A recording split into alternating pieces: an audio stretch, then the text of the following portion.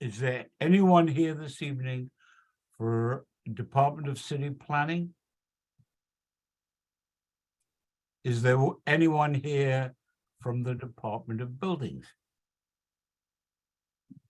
Is there anyone here representing either the developer of or the operators of the proposed charter school development up 306 West 232nd Street? We are batting 1,000 so far. Pablo, my copy is blurred. Oh, okay. Marty, are you here? I am here, So we can deal with that issue, pen in hand. and we'll be able to deal with the affordable housing issue. All right. Good evening, ladies and gentlemen. My name is Charles Merdler.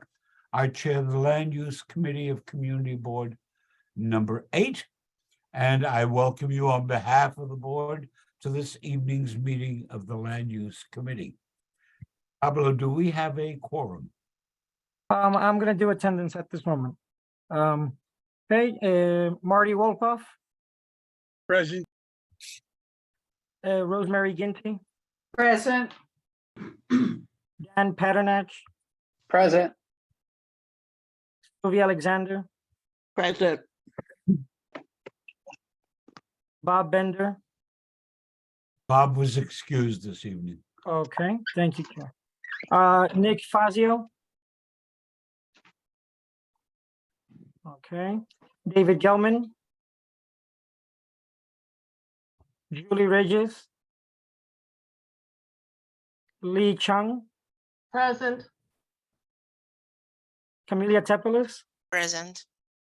okay, and Charles Merdler. Yep. Present. It looks Okay. like we have a quorum, Yes, so we can get started. Let me see. I think perhaps the best thing to do is to call, well, before I do that, let me note the presence this evening of the chair of the board, Laura Spalter. Hello. Laura, do you have anything you wish to say? You do not need to feel compelled to do so. No, we did get a communication from the Department of City Planning regarding the charter school. I could read that when you get to that point. And I do have a communication that came to the board from Tishman, and I could read that at that point. No, let's do that one right now. Okay. Dear Ms. Gannon, thank you for reaching out about our project at 160 Van Cortlandt Park South. As we shared with the community board at the September 22 meeting, our plan was to erect a fence and begin asbestos abatement work at the start of the new year. Over the past week, we have erected a fence around the perimeter of the property to secure the site and have begun asbestos abatement work. All of this work is in accordance with the guidelines and regulations of the relevant agencies, including New York City Department of Buildings, New York City Department of Environmental Protection, New York State Department of Labor, and U.S. Environmental Protection Agency. Construction activity will be limited from 7 a.m. to 5 p.m., Monday through Friday, and is expected to run through the end of March. We will be in touch with any additional updates as the project progresses or should details change. And this is from Paiman Lodi, the representative for Tishman Speyer. In response to last month's, the issue was raised about the fence. Okay, that's that. All right. Laura, please repeat the time, I'm sorry, what? the time. They will be working from 7 to 5. Oh, yeah, sure. They will be construction activity will be limited from 7 a.m. to 5 p.m., Monday through Friday, and is Thank you. expected to run through the end of March. So let me give you a quick report on that. Over the course of the past few weeks, both Councilman Dinowitz and Assemblyman Dinowitz and several of the board members, Dan Padanak, Rosemary Ginty, and others, have been talking to me about what has been an unfortunate, dreadful habit on the part of the School Construction Authority and Tishman by declining our repeated invitations for them to come to the board to report where they are in person and not by mail. And I should add, the School Construction Authority has not even had the decency to do it by email. And so I have, together with our elected representatives that I just mentioned, have been reaching out to the appropriate people to provide them a reminder. That reminder is that their financing comes before the New York City Housing Development Corporation on March 31, and I am a member of that body, so that they are now fully aware, as Dan had urged I make clear to them, that should they fail to do the kind of thing that responsible people do, which is to report to their community and tell them what's going on and answer the community's questions, they will leave me no choice but to do anything and everything I can to give them as much trouble as I can. And I will do exactly that. So that is the report. I see two hands up on the issue, Dan. Hey, Chuck, my first, I raised, it was a request for Laura/Pablo at the board office. If we can just, verify whatever they're doing with asbestos. I know we've previously had an issue with another developer who did asbestos work and did not have the proper permits. So if we could just follow up to make sure they do have the proper asbestos abatement permits and work, so that way we're not caught off guard with that. And the second, That presupposes asbestos here. well, your report that Laura had read said that they were doing asbestos abatement work, right? Oh, I didn't hear that word. Okay. Is that correct, Laura? Yes, Okay. So Let's- I guess for me, just to follow up, if our office can, to verify they have the proper permits for the removal of the asbestos from the site and from the actual structure. And then with what you're saying here, Chuck, now, did we receive a response from HDC and or HPD to our letter that we were talking about from last month, as far as letting them know that they have not come to the community board? let me And I say that because I know many times the agencies require that they come to the community board to present, and you're saying they're now up on March 31st. So let me tell you the answer to your question. Hmm. I personally prefer to follow my mother's advice, which was you get more flies with honey than you do with vinegar. And so I have been on the phone to both entities, and I have been on the phone with the city agencies involved to try and make clear to them that I can be a terrible pest, as most people know. I've communicated the message. They have it, believe me. So Chuck, look, I agree with more flies with honey, or I'm sorry, more bees with honey than with vinegar. My only issue is, it's always good to have something in writing, and as attorneys, we always have something in writing to kind of cover ourselves to make sure that there's something See, existing. I'm not interested in covering myself. But what I mean is interested in covering the getting them community, there. and I'm saying that wrong, Chuck. But I guess to have something in writing stating to these agencies that we asked them to appear and they didn't appear. And that's again, because, and the reasoning, my concern is that, they did come to us in September, and what I don't want them to do is to check that application box that they came to Community Board 8 when they really didn't present to us in September. That is well known. And that's my concern. And that is well known. And let me be clear, I did not want to make this a major debate and disclosure session, but it's just as well. Both members of their respective legislative bodies, Assemblyman Dinowitz and Councilman Dinowitz, have been working for some time to try and persuade by appropriate means, Tishman, for example, to reduce the number of apartments and the bulk and density so that this thing does not become the kind of overwhelming presence that has been objected to by many members of this community. We are doing that. That is the honey treatment that we're trying to work on. I do not want to exacerbate that. As long as there is hope that they will do what we ask, and as long as the vinegar does not have to be, nor can it be applied before March 31st, why do it soon?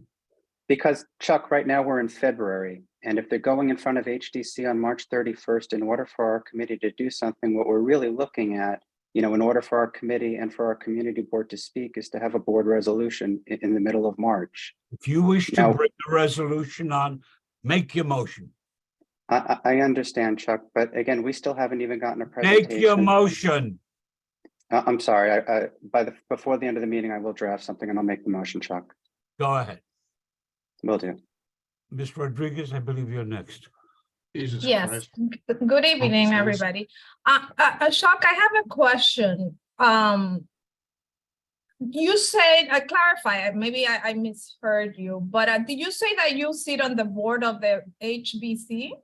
Yes, ma'am, by appointment of Mario Matthew Cuomo, which indicates how long I've been sitting, and one day soon I will stand up. Okay, so based on that information, isn't that a conflict of interest that with the funding that Tishman, can I finish? No, The Tishman project, right? It's gonna be funded by. I don't represent Tishman, never have, never have. I represent the people of the city of New York involved in the Housing Development Corporation. I am a volunteer member of this board and a volunteer member of that entity.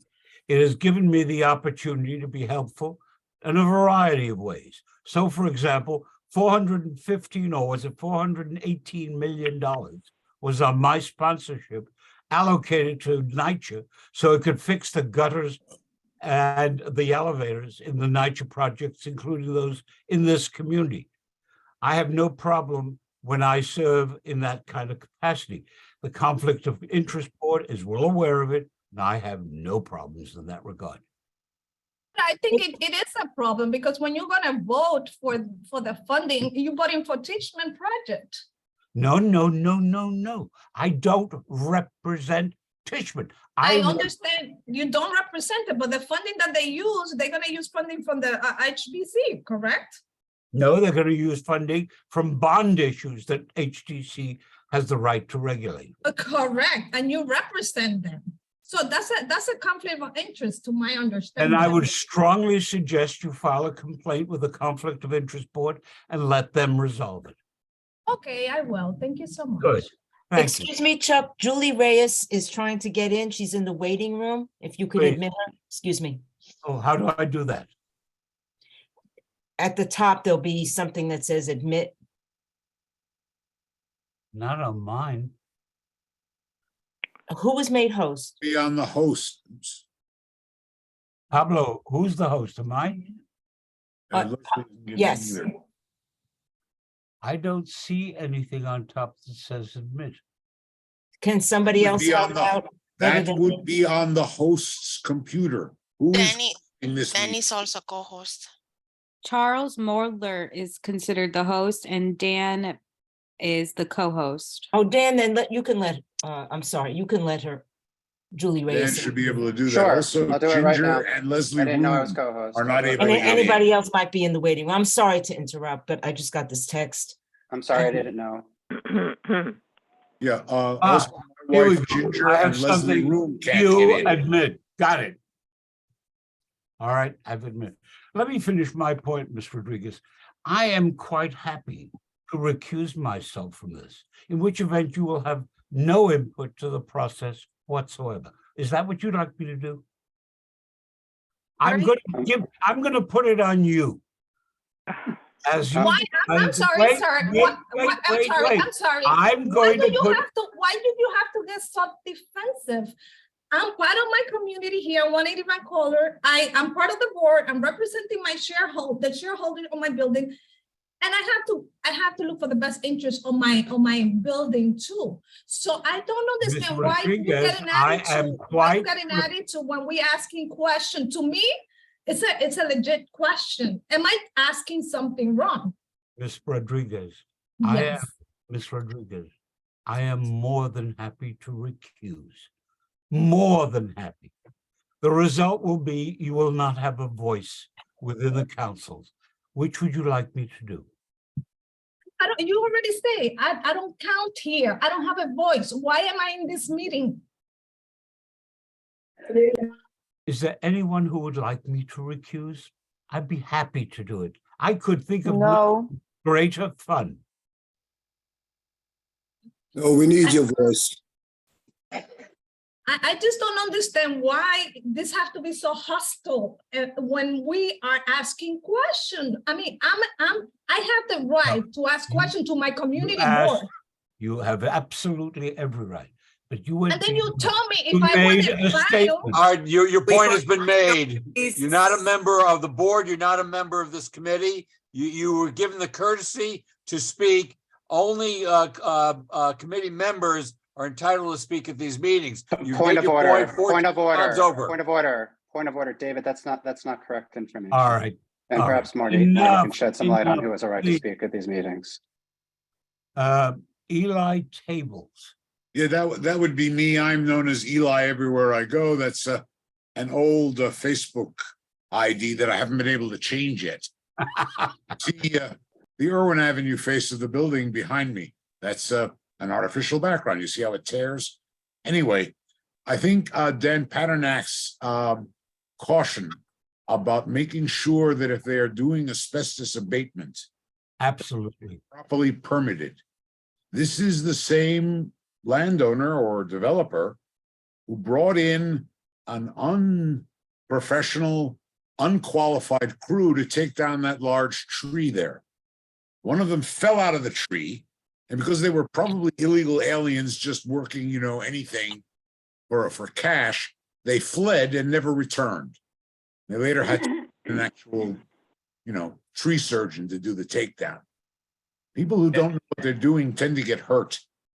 And these guys, this guy who fell like 15 foot out of that tree, damn near killed himself, or could have. He was very lucky to get away. My other question is asbestos abatement. What's the source of the asbestos on the property? If I may, I was the commissioner of buildings of New York, so I theoretically know a little bit about it. It's probably in the building.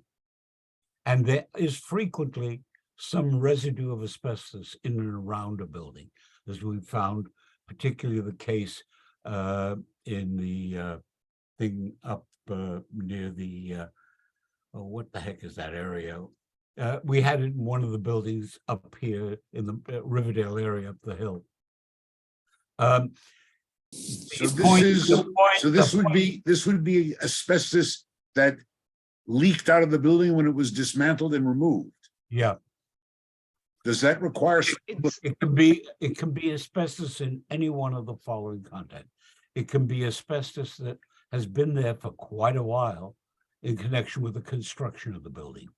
It can be asbestos that is in the building and has been removed as they were doing alterations over a period of years. It can be asbestos that is still in the building. That was why I asked, and when Dan made the point validly, that they themselves said that they were doing asbestos abatement. There is no building.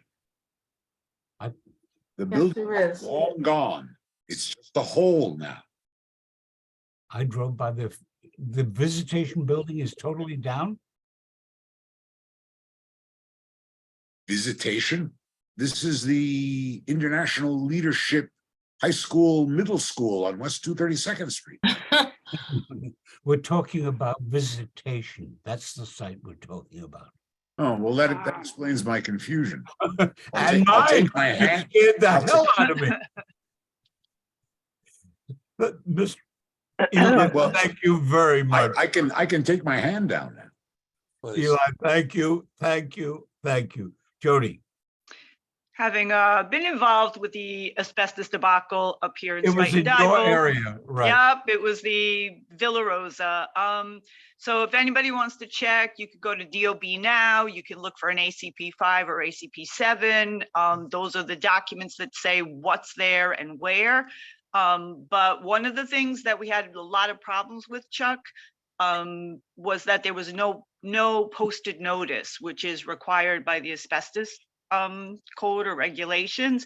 They're supposed to post and notify, and that really hasn't been happening in some of these buildings. So I just wanted to hope that history doesn't repeat itself.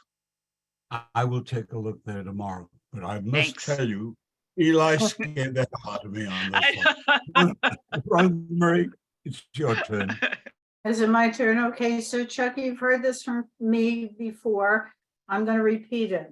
I really feel, like a broken, I just keep saying it and saying it. I'm gonna say it again. This community only wants to get a presentation of the projects, one, both, either, anything. They are not opposed to affordable housing. They're not opposed to the school. They want a presentation. This is a community who has said, and we should pay attention to it. The way we've been treated, it proves to us yet again, Community Board 8 only cares about up the hill and not those of us down the hill. I have said this how many times, Chuck, have I said it publicly and privately, that Tishman does not come to this committee to make a presentation is mind-boggling. Number two, the fact that the elected officials are having conversations about number of units, et cetera, wonderful. They care about this community and they're doing what they think is in their interest. In the meantime, they haven't heard what is in their interest because there hasn't been an opportunity for this community to see a presentation and ask their questions and give their opinion. My last point, I do not understand how a letter to HDC, or first of all, coming to meeting, but I don't understand how a letter to HDC saying, HDC, you're going to fund this project. I just want you to know they haven't come to our board, is an act of war somehow, that somehow that will upset the spinning of the world. It won't. You know, I've said this before. This is not new for me. I've said it before. I've said it many times. I'm going to say it again. It is beyond my comprehension that we cannot send a letter to HDC and say, Tishman has not come to our community board. I don't understand how that is considered an act of war at all. That's. Let me be very clear. You have made that point to me about. I have. You've made it before. And you've made the point to me that the community has an absolute unequivocal right to ask its questions in this area. No question about it. It's not a matter of being an act of war. It's a matter of we are trying to do three things. We may or may not succeed. We have been assured that on at least one of them, work is being done to try and do it. And the problem goes beyond HDC. And that is the following. There are too many one and juniors and small studio apartments there as contrasted with family units.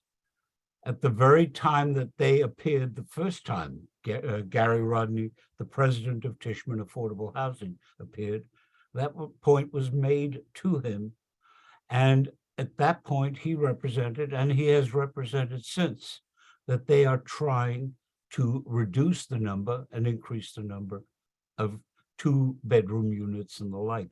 Their problem is not in themselves or in that agency. HPD does the room count for purposes of financing and the like on the basis of number of units, not how many apartments, how many rooms in those units.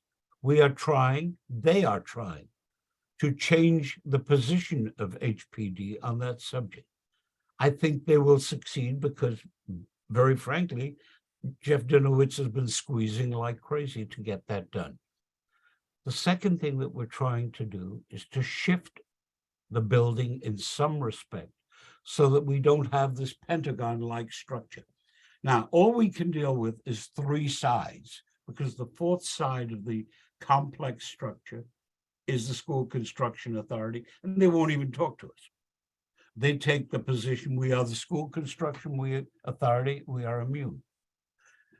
That may not necessarily last because more than one person is taking the position outside of this community that maybe it's time to change the composition of the School Construction Authority.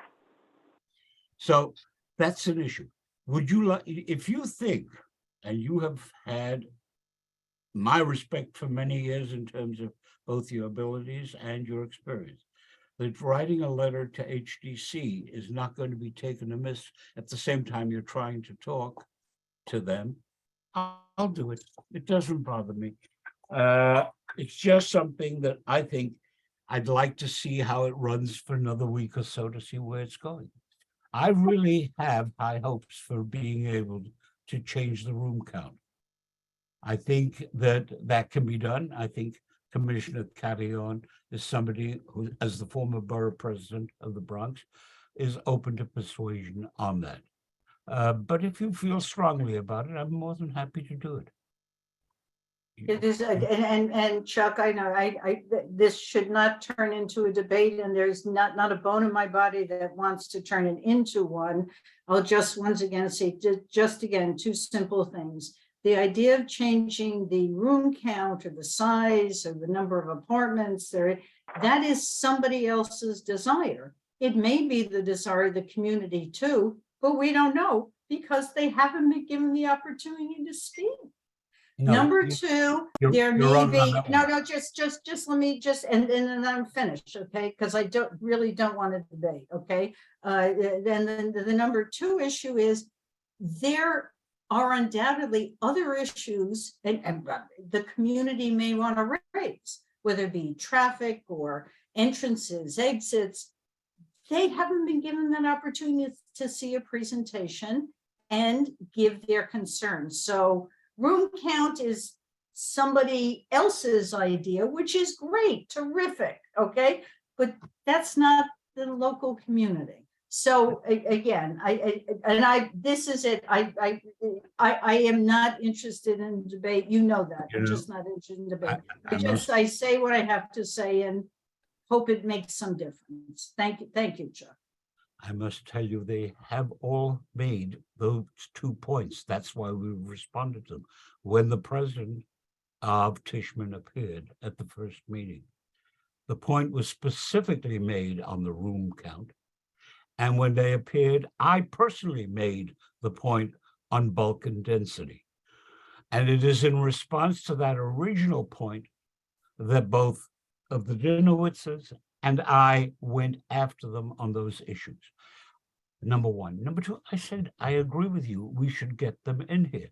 I cannot tell you how many calls I have made and how much effort I have put into it. And people other than me, and if senior positions in government to those of our distinguished elected officials, have also at my behest been doing so. So I'm perfectly agreeable. I don't like wasted exercises when I use it. I'm going to dictate at the end of this meeting or on Monday, pardon me, tomorrow, a letter, if that satisfies you folks. I'm more interested in results than letters, but that's okay. I will dictate the letter and let the chips fall where they may. Ma'am, Camelia, I'm sorry. I have to take the board members first, if you don't mind. Thank you so much, Chair Mortler. I will keep it very brief, but I do have 3 quick points. Point of request to Laura, if she would be so kind and circulate to at least land use members that letter so that we can all sort of read it and make sure we understand correctly the content. A question to you, sir, if you would be so kind, just to explain the process. So when I guess request would be reviewed by by HDC as far as reviewing the financing that they require. I would assume that that would involve a set of drawings and specific information. So if you would just be so kind and elaborate a little bit on how those proposals are presented to HDC so that we understand if they would go ahead with the proposal as presented in September, or it will be something revised. And my third point of view, my third point to you specifically, I mean, you are, how to say, such a powerful sword, right? But in this case, because this, you know, you are the chair of land use committee of CB8, along with being in the position to determine funding of a project, this issue that was raised by Ms. Rodriguez of potential conflict of interest can be kind of double-edged sword. So just putting it out there for your consideration and higher thinking on how to say, it's very uncomfortable, right? Maybe strictly on this specific issue, whatever the other land use members consider, would you consider maybe to allow a vice chair, one of the other lawyers, just on this issue to run it in the agenda, just not to be in this situation? But again, it's just a suggestion at your absolute best judgment and to the judgment of the members. Thank you so much. If you would be so kind, just on the second point, if you could give more details how proposals come to HDC, if those include drawings and number of units or not, or how. Thank you. I think, Camelia, first I thank you. You focused on the flip side of the recusal I mentioned, and you focused on my recusing for the board so that I don't have to get involved. I don't have to spend the time. I don't have to do anything on this. And I will give that very serious thought. And the vice chair, either Marty Wolkoff or David Gelman, would take my place on it. Thank you. It's a good idea. I will pursue that. Any other board? Oh, David. Yes, thanks, Chuck. I frankly, I don't see the contradiction or the conflict because I don't see how it could possibly benefit you or your professional position. But that's not my reason for raising my hand originally. I believe you said that the intent was to advise Tishman that they need to answer our questions and present themselves before us before HCC considers this loan at the end of March. So, okay, fine. So on March 15th, they come before us and make a presentation and they say, we'll take it under advisement. So they will have gone 4 or 5 months after we initially raised our concerns and have done nothing. I think February was their last chance so that they could speak to us. We could comment to them about our specific concerns and their failings, and that they would have a chance then in March to respond to our concerns. They clearly have been avoiding us. They will probably show up like around March 15th with somebody just like the Villa Rosa Bonheur PR person who showed up and wrote down some questions and never got back to us. They had their chance over the last several months to respond to the community. They've assiduously avoided us. It's time now to call them on the carpet for this because they have failed. We raised very serious concerns. They have steadfastly avoided them. And so we should now say that they have failed us and do not deserve any support from HDC. The answer to that is a very obvious one with respect, David. The chairman of the Tishman Group is the former president of HDC and was such for many years. So that I suspect he has access at least equal to my own in terms of the people in the agency. But I will tell you, there are times in life where none of this really is worth it. So I am going to give serious consideration to Camelia's suggestion, for which I thank her. And at that point, you're on your own. Camelia, the answer to the process question is as follows, ma'am. I will I apologize. I will get to you next. The process suggestion is a very simple one. HDC looks at financing. It doesn't look to the issue of how it's constructed, where it's constructed, in the sense that you normally have city planning look or HPD look. Those are agencies who look at that. HDC looks at the wisdom of the financing. Does it make sense to use taxpayer money, bond money that has been appropriated or would be appropriated to facilitate the project? So what we get is data, financial data on what it is projected to generate, how it is proposed to be paid out, and the like. Pretty much, as I told somebody earlier today, we tend to look at it from the banking standpoint rather than the standpoint of the developer and the construction. And that's basically it. We don't get a rendering. I've never seen a rendering there. Even when I've asked for it, I get them sometimes, but we get things like there are 2 superintendent's apartments. And I asked the question, why are there 2 rather than 1? Well, they need it because of the size of the building, not on this development, but on others. It's that kind of a thing. Does that answer your question? Yeah, so we wouldn't know the number of apartments based We'll on the know application. that. We'll know that then, no question, because they have to show how many apartments there are. Apartments. Yeah. They'll have to show X number of ones, X number of studios, Y number of 2 bedrooms and the like. And that's a point that has been made. Thank you. So we would only know when they submit to you March 31st, how it compares to the proposal in September. I will probably know a week or 2 in advance. I know I don't have that information yet, nor does any member of the board. Thank you, sir. All right. Now, ma'am, you've been very patient and I thank you for it. Yes, ma'am. Hi, my name is Palma Repol. I live in the neighborhood. Thanks for opening this up. I'm only here because I saw a flyer with the invite Zoom on it, so I appreciate that. I live at 315 West 232nd, sorry, so I'm across the street from the school being built. I've been here 17 years, and I'm just trying to catch up and understand what you're talking about. My questions are about the school, but I hear you talking about a building with units. Is that the same building, or are you talking about different properties? Fair question. Matt, can you see my fingers? I do. This part of the building, this part of the block is the proposed construction. The U is the proposed construction of the apartment complex. The top of the U is the proposed school. Oh, so we're talking about the same lot right across the street. No, from we're me. talking about visitation, not West 232. Oh, okay.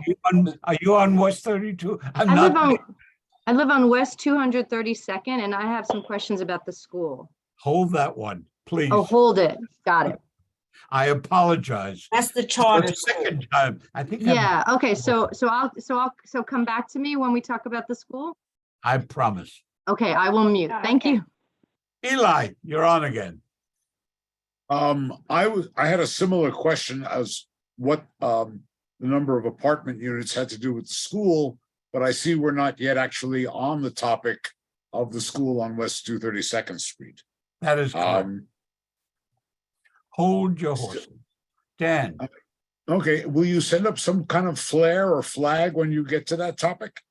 Or just Oh, keep I'll watching the find- I'll skies? find some way of expressing myself.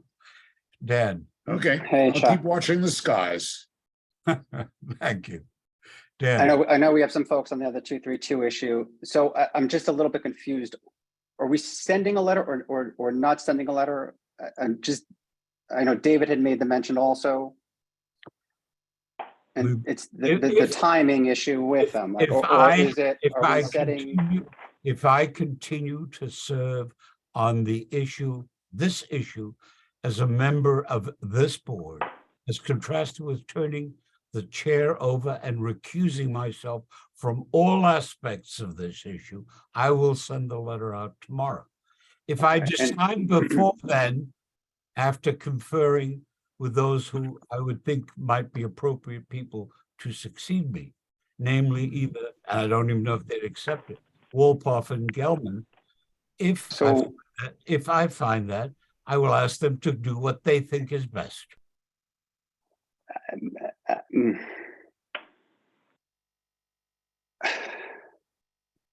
Are there any other questions on this subject? um, mm, mm. All right, now, if there's nothing else on this issue, which will let me turn to the charter school. Eli, 306 West 232nd Street. Chuck, are we skipping Fine. over SNAD? No, I'm going to do SNAD after it, but Eli and others have been Okay. the school, and I really want to do this school and get it out of the way. Eli, Yes, let me give you a report on the school. And Assemblyman Dinowitz has indicated he will call in from Albany, so I may interrupt both myself or any speaker. He is in Albany now, and he will call in as soon as his colleague notifies him. Is that correct, Mr. Lara? Please do so. Yes, that's correct.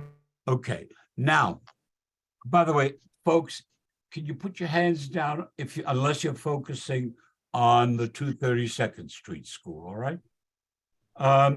I spoke with the assemblyman and the council person earlier today on the subject of the school.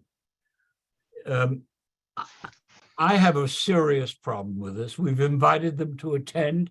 They haven't attended. And we invited city planning to attend. They haven't attended. And we invited the building department to attend on its issue. They haven't attended. Leads me to believe that somebody doesn't particularly give a damn what the board says. But in any event. I apologize. The assemblyman is trying to get in. I didn't see anybody trying to get in. There's nobody on the admit list. If you could try Is he again. calling?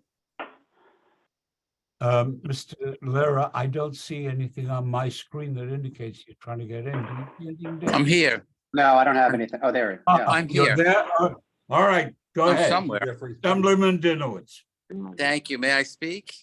please. I'm sitting in a hallway in the legislative office building in Albany, but I wanted to make sure I said a few words on this proposed charter school. And I want to start by saying, and people know this, within a 3-block radius of that really inappropriate location are, I counted 14 schools, 7 schools on the Kennedy campus, Intech, PS 37, that's 9. The International Leadership Charter School is 10. Then you got PS 7, PS 207, the Amber Charter School, plus that nursery school going up on Riverdale Avenue. That's thousands and thousands and thousands of kids, countless cars, buses, you name it, coming into the neighborhood. This location is so inappropriate, it boggles the mind to think that anybody can come up with this except a bad neighbor. 232nd Street between Irwin and Tibbet Avenue it's a small street. They want to build on a site where a single family home once stood. Now they want to build a 7-story school, 7 stories, and the kid on a very small footprint for hundreds of kids.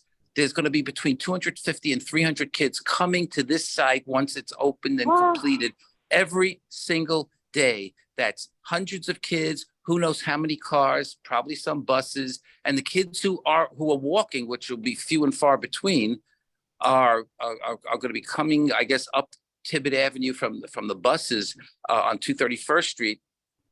So when you look at the picture, you're going to have kids in this ridiculous building in a totally residential location, and adding to the burden of the neighborhood. I have nothing against this high school that exists on 231st Street. From what I know, they do a decent job. So nothing against them. But it's amazing to me that our neighbors, would be bad neighbors by wanting to build at this location. I think the plan is that a developer who has other buildings in the neighborhood will be building the school, and then they're going to be leasing space from Mr. Chen, I believe. And it's going to have a terrible burden. Hold on a sec. Sorry, it's going to have a terrible burden on our neighborhood. I mean, I would think that they would care about our neighborhood. I lived in Tibbet Towers for many years. It's going to affect Tibbet Towers, Collier Gardens, the Edwardian, all the private homes in the area, and other places that I haven't even named. It's shocking to me that anybody would put forth such a proposal, and I think people should speak out loudly and clearly against it, and we should do anything and everything we can to see to it that this doesn't happen. I understand that the odds are very much against us. You know, the rules are so favorable to charter schools these days. And one thing I should also mention, my understanding is that this proposal was approved a year and a half ago by the Panel for Education, the PEP, the citywide panel. And they claimed that no one made any comments on it at the time. And I would just say, if that's the case, it's because the meeting was held virtually in secret. I think I'm on top of things. I didn't know about that meeting. I don't think other people did. And the idea that that this was done in such a way that people didn't even have the opportunity to say anything about it is really outrageous. So I stand with our community, the community where my office is located, where I lived for many, many years. And this is just a bad idea. I would hope that this school would find another location that wouldn't have such a negative impact on so many people. Thank you for letting me say a few words. Thank you, and for what it's worth, I'm in total agreement with you. Ms. Repo, Thank you. and David, excuse me, but I passed her by before. Okay. Thank you, Mr. Dinowitz, and thank you, everyone. I live across the street. I've been here for I've been in the neighborhood for 25 years and in this location 17 years. Yeah, there was a little house over there. So I've been on top of it. I've never knew about this. I have a couple of very specific questions. So number one, what should we do? Mr. Dinowitz, you said we should raise our voice. I'm ready to do it. Who do I speak to? How do I do it? Let me answer. He may have had to go back into. Okay, well, we'll come back to that. Maybe the group here can have those ideas. My specific question, and I'm wondering, this is a technicality we might exploit. I live in this building, the Edwardian. We have flooding.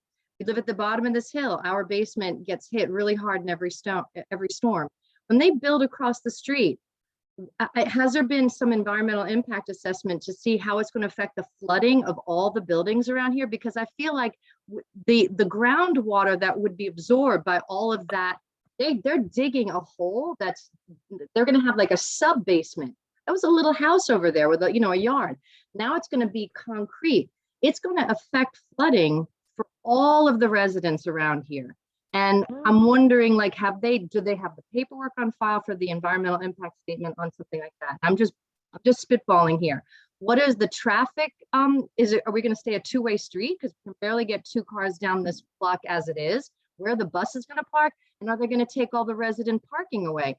And so if all of this has been pre-planned and it was all approved, how is it that the community knew nothing about it? And what are our courses of action going forward? Thank you for listening. I'm going to answer one of your questions, then turn it to Councilman Dinowitz, who is with us tonight. The answer is it doesn't have to have an EIS because the way this is structured. The builder is the builder.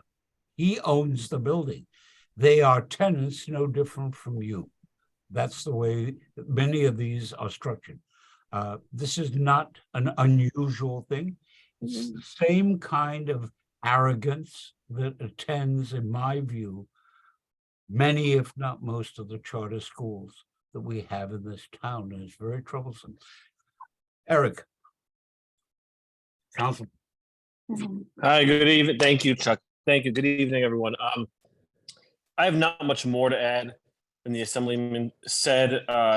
This is an extremely large development and has no place on that little street. Coincidentally, I grew up in Tibbet Towers, believe it or not.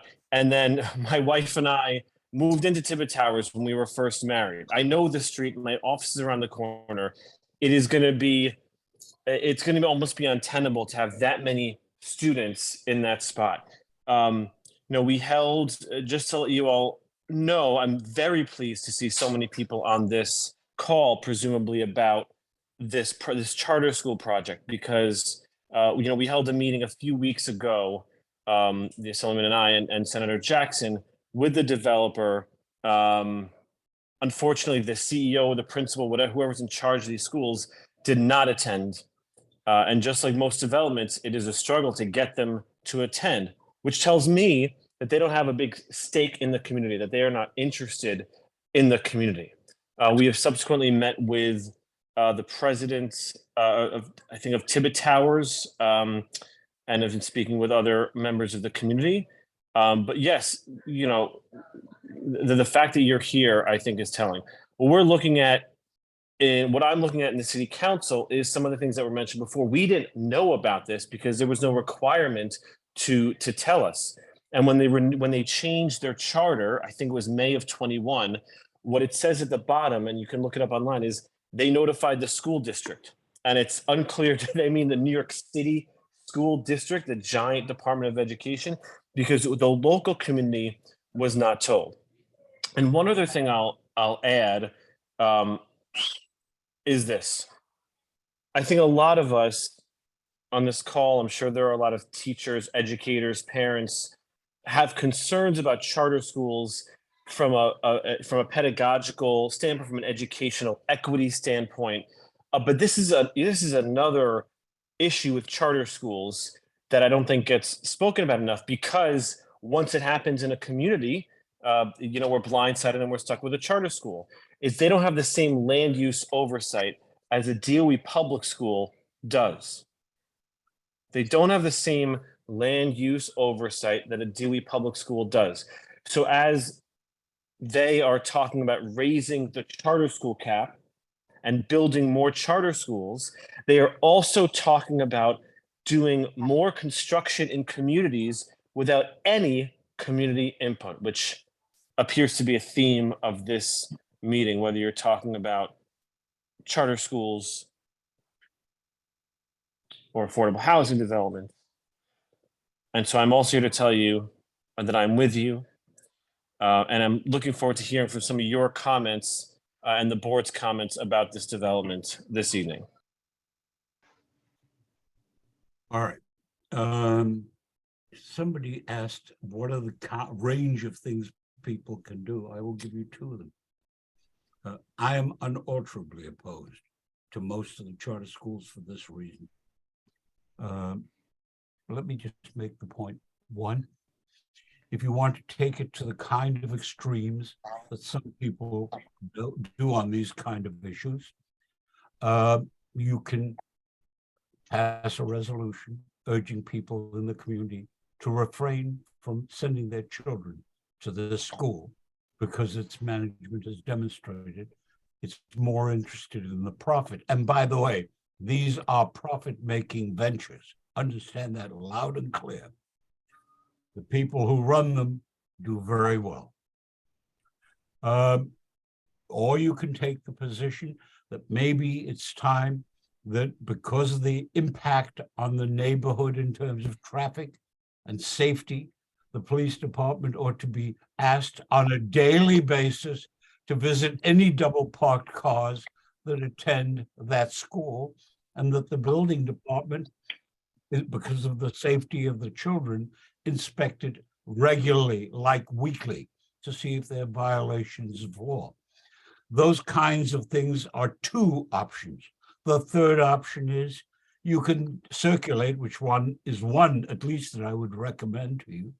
You can circulate a petition, because while petitions normally don't mean a heck of a lot, if the owner of the building gets the word that this community is not very happy with him or with them, and people in the community know that people around are not very happy with them, it may serve to remind them of where they are.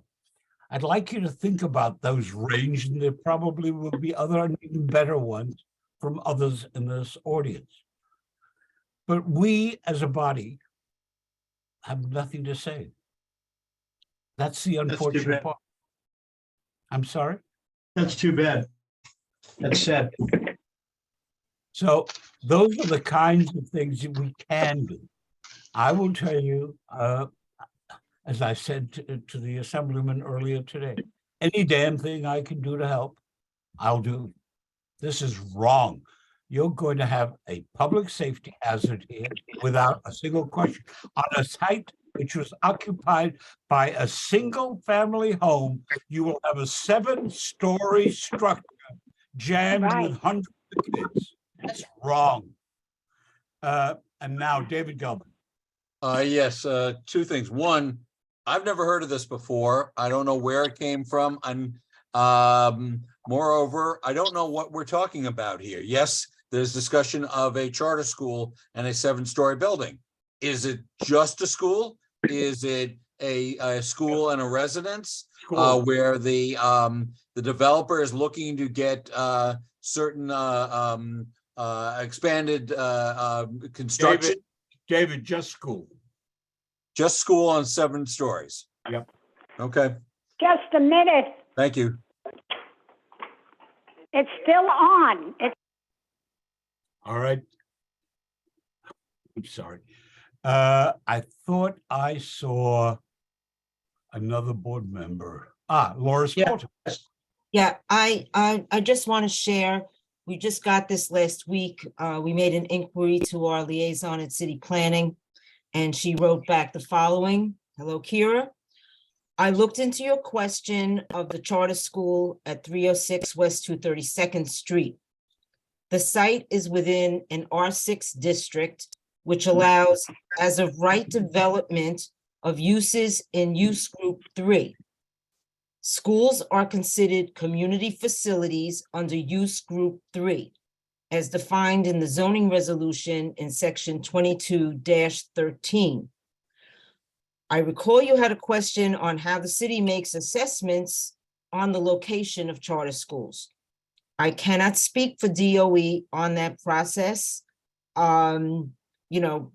Stay in touch for further questions. I'm not sure that it's DOE that's involved in this, so I'm not even sure that City Planning knows where to go with this, but I just wanted to share this email that just arrived. Well, It's as of right and why use group 3, yeah. So I don't see any other board members. I will go in order. Mr. Jennings. Hello. So just a couple of quick questions that I need quick answers to, and then I'll get to my main point. How many board members do we have on at this meeting right now? I think there are about 6. Oh, how many members on the board or how many here? How many present in the meeting? About 6, as I recall. Okay, very good. And Mr. Dinowitz is here, Councilman Dinowitz, and we also had The Assemblyman, right, who's no longer present. No, the And my assemblyman's here. The assemblyman, the councilman is here, and the assemblyman's chief of staff is here, Mr. Lara. Okay. And my third question is there anybody here with a property interest in the school that we're discussing? Is there a manager from the real estate? They were invited. They have not responded to the question. Is there anybody here who is part of that organization? No. They were invited, the developer and the school. Yeah. No one's present, correct? Right. Okay. Now, last time that we had a meeting regarding this, there was a gentleman here who was from the real estate management who basically gave, how can I put it kindly? He spoke in a loyally way, gave loyally answers and went down a checklist and didn't give specific answers to my question. One of my questions was, what are they doing as the managing body overseeing this to assist the community with the issues and complaints that we have? Now that question wasn't answered. As far as our public officials that are here today, Mr. Dinowitz, all respect to you, but what I'm hearing is You stand with us. You understand the plight. I'm a New York State court officer. I listen to Loyally Answers all day long for the last 26 years. I don't need to hear Loyally Answers here. What I and many of the people that are here for are looking for concrete steps that we can take that will help resolve the problems that we are experiencing now and that we will experience going forward. I'm woken up when I am here that late in the morning. Well, every morning, they're here just about 7 o'clock. The trucks roll in, machinery comes in, trucks are idling outside of the Edwardian, as well as down the street, further down. And the only way they turn those trucks off is when I go down there with my camera, don't say a word to them, and just start taking video and pictures, and then all of a sudden, magically, the engine shut off. That's one thing. We've also got workers over here on a daily basis who are within the work site who aren't properly fitted with the equipment that they should have, namely hard hats.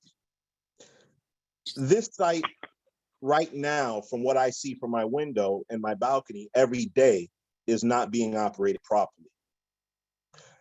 I'm told by the manager that was here, and I'm sorry, I don't recall his name, who operates managing these schools as they transition into these locations, that they have a checklist that they go down, which meets all criteria and helps them to be in compliance with rules and regulations, as well as community needs. But he couldn't tell me what those things that they do are. He just kept repeating the same thing over and over. And if anyone was here in that meeting, they would have heard him repeat the same thing over and over without actually giving an answer. What I want to know tonight, and many people want to know here tonight, is what are we going to do? I don't need to hear more from public officials telling me that you stand with me. Everyone stands with me, but what are we going to do that's going to help us get to a resolution to the issues that we're going to deal with? We all know what they are. So what can we actually do? I can answer that. Thank you.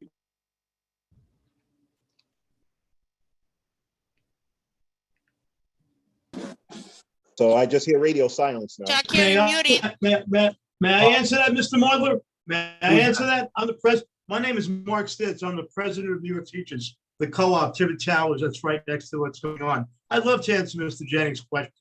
All right. What we're trying to do, may I? Is that okay with you? Okay, thank you. What we're trying to do, Mr. Jennings, is we're trying to get the 3 buildings in the area together, plus the neighborhood private homes, who are upset about this as well. The Edwardian, Tibbet Towers, and Corlair Gardens. We should all be banding together. We should not accept this, and I'll tell you why. Because I keep hearing about this as of right law, all right? Ad nauseum, I keep hearing about this as of right law. I've spoken to attorneys about this as recently as today. And there's this as of right law, community board can do nothing, and nobody can do anything, and we just have to take this lying down. And now you just made a great point, Mr. Jennings. You were talking about the fact that this manager who, with the charter schools, he said this is the criteria that allows this, that, and that to happen, and the charter school can go there. But what about the fact that there's an active parking lot right next to this charter school, ours, with multi-cars? Can you imagine what's going to happen when this school opens up? Every day, the police will be here, not to chase cars away, but to stop fisticuffs. Can you imagine when people say, I got to get to work, and somebody says to them, I'm dropping my kid off, give me a second, and they get into it. This will happen on a daily basis. Plus the fact that we have a situation in the area where if you want to go back, I've been in this area probably longer than most of you have. And we have had a situation here, we're built under Tibbetts Brook. That's why there have been water problems in our buildings, because we're built under Tibbetts Brook. And once they start building, and by the way, They have notified us. You know how they notified us? Apparently, they notified us as property owner to the wrong address. That's how they notified us. And we have a problem here right beneath us called Tibbetsbrook. And there were a lot of problems when our building, which was the first one in the area that people moved into in 1961, we had a tremendous amount of problems with water. Water would fill the elevator shafts, all kinds of things. And the buildings in the area have problems. I believe your building, the Edwardian, has plenty of problems, structural issues. We're all having problems as a result. Once they start changing the flow of water and they start being invasive, we can't put that back. We have no idea what's going to happen. So I can't accept nor believe the fact that even though there's an as of right law in New York City, some kind of crazy archaic law, the fact that we are on this block, that one should only house residential, it's a narrow block, as we all know, and number Hi, two. your number keeps flashing up on the screen. Are you trying to get into the meeting? I am in the meeting. Okay, can I, hello? Yes. And the Mr. fact that we Mr. have a Stitt. narrow, we have a. Mr. Stitz, Yes. one more. Mr. Jennings asked if you have any suggestions of what. Yes, we- the answer is we What have to can we band do? together as all three buildings. We have to band And then together. what? And And we're asking, then what do and we then do? what? I don't know. Obviously, we're not getting community board help, so we Oh, then have to get together. and perhaps- Wrong. The Let me, only you've been person, talking all night. Let me say something. What we need to do is perhaps hire a land use attorney and understand exactly what our rights are. If we do this collectively as a community, we can get this done. All right? Because I cannot believe, even with this as of right law, that with all that's going on in this neighborhood, when you're next to a parking lot, when you have this water issue, structural issues at stake, that anybody within their right mind would allow a 7-story, 300-student charter school to open on a block like that. It seems crazy. Now, I'm not telling you it's going to be an easy situation, but I am telling you we ought to make the effort. We ought to band together and hire a land use attorney and see what our rights are and if we have any recourse here. Charles, if I may, Mark, thank you so much. May I ask a question? I've been waiting for a while. If I can I jump know in. you if have, may? I know you have. And as soon Thank as you. you're next, I just want. Thank you. just Mark, wanna- is it okay if I Wait, follow up? Please, wait, just 1 minute. Oh, sure. I'm finished. Mr. I'm Jennings, finished. Jennings, let me just tell you, I gave you off the top of my head 3 comments that were practical decisions. They're very extreme. Because the issue that Mr. Stitz devoted his speech to was the as of right law. That generates only the height and dimension of the building. But you have also involved here, and what, in my view, is the most important issue. You have hundreds of kids jammed like sardines into a building on a narrow street where there's a safety hazard. So the issue turns to discouraging the tenant who has taken that space for that purpose from going in there. That's the answer. And Yes. I did hear what you said. I didn't discount those 3 things you said. But what I want to hear from Mr. Denowitz as well is what we will do, not just a letter writing campaign, not just it's frustrating. And I don't need to hear someone commiserate with me. I need action. I want tangible action steps that we can take. And I thank you for what you said, Mark. I'm going to share my number with you. And if All I right, may, man, Mark, you're is it. it okay? Thank Yes. you. Thank you, Dave, and thank you, Mark, for the points that you have made. I'm really here for a follow-up to our previous meetings, just because I have attended each and every one of the meetings. So as Dave mentioned, I don't want to revisit what we all feel. I want to talk about the taking items that we discussed last time to see where we are on those items since our last meeting with our elected officials, including the Dinowitz. So if I can kindly just follow up on those takeaway items, one of them was the environmental impact. I believe we asked our elected officials to actually do an inquiry with the city and look into what will be the environmental impact. And we also asked them to do a traffic survey. So I just want to follow up on whether those items were taken care of, because I'm also a litigator, I'm an attorney, and I'm a public servant. I know exactly how this works. I'm not here to argue the as of right or whether or not the school is legally allowed to be built. That's outside of the question. I'm not here to re-argue that. I think for the most part, with any charter school, one of the questions that has to be asked is whether there is a need in this community. It is a fact that there is no need. So that question has been answered. So that's where our elected official, that's where we come in to assert that there is no need for this. The second question is whether or not a building is being built will bring environmental, traffic impact, and safety concerns to the communities. So that's where I'm stuck, and that's just what I want to follow up right now. If our honorable city council member and assembly member can really just give me an answer to those two questions. Have you done the traffic survey and have you done the environmental impact? Because I don't want to be left off coming to meetings, rehashing the same things. So just wanted to follow up if we have an answer on those two things. I believe the chief of staff, Councilman Dinowitz, is here. Am I wrong? And Mr. Chowdhury is here from Councilmember Dinowitz's office. Do you know the answer, or Mr. Lara? Hi, this is Jesse from Assemblyman Dinowitz's office. Actually, not the chief of staff, but thank you for the promotion. I do not have that information presently, but I will get back to you. But we heard this before. So having these meetings for the sake of having these meetings and telling us that you agree with us without actually doing the work kind of says to me that you're not actually trying to help us. So let me interrupt and tell you the answer. As I said, I was the commissioner of buildings. One, the impact studies are done by professionals, normally at the behest of the developer when pressure is put on them. that Or, wouldn't be neutral. time out.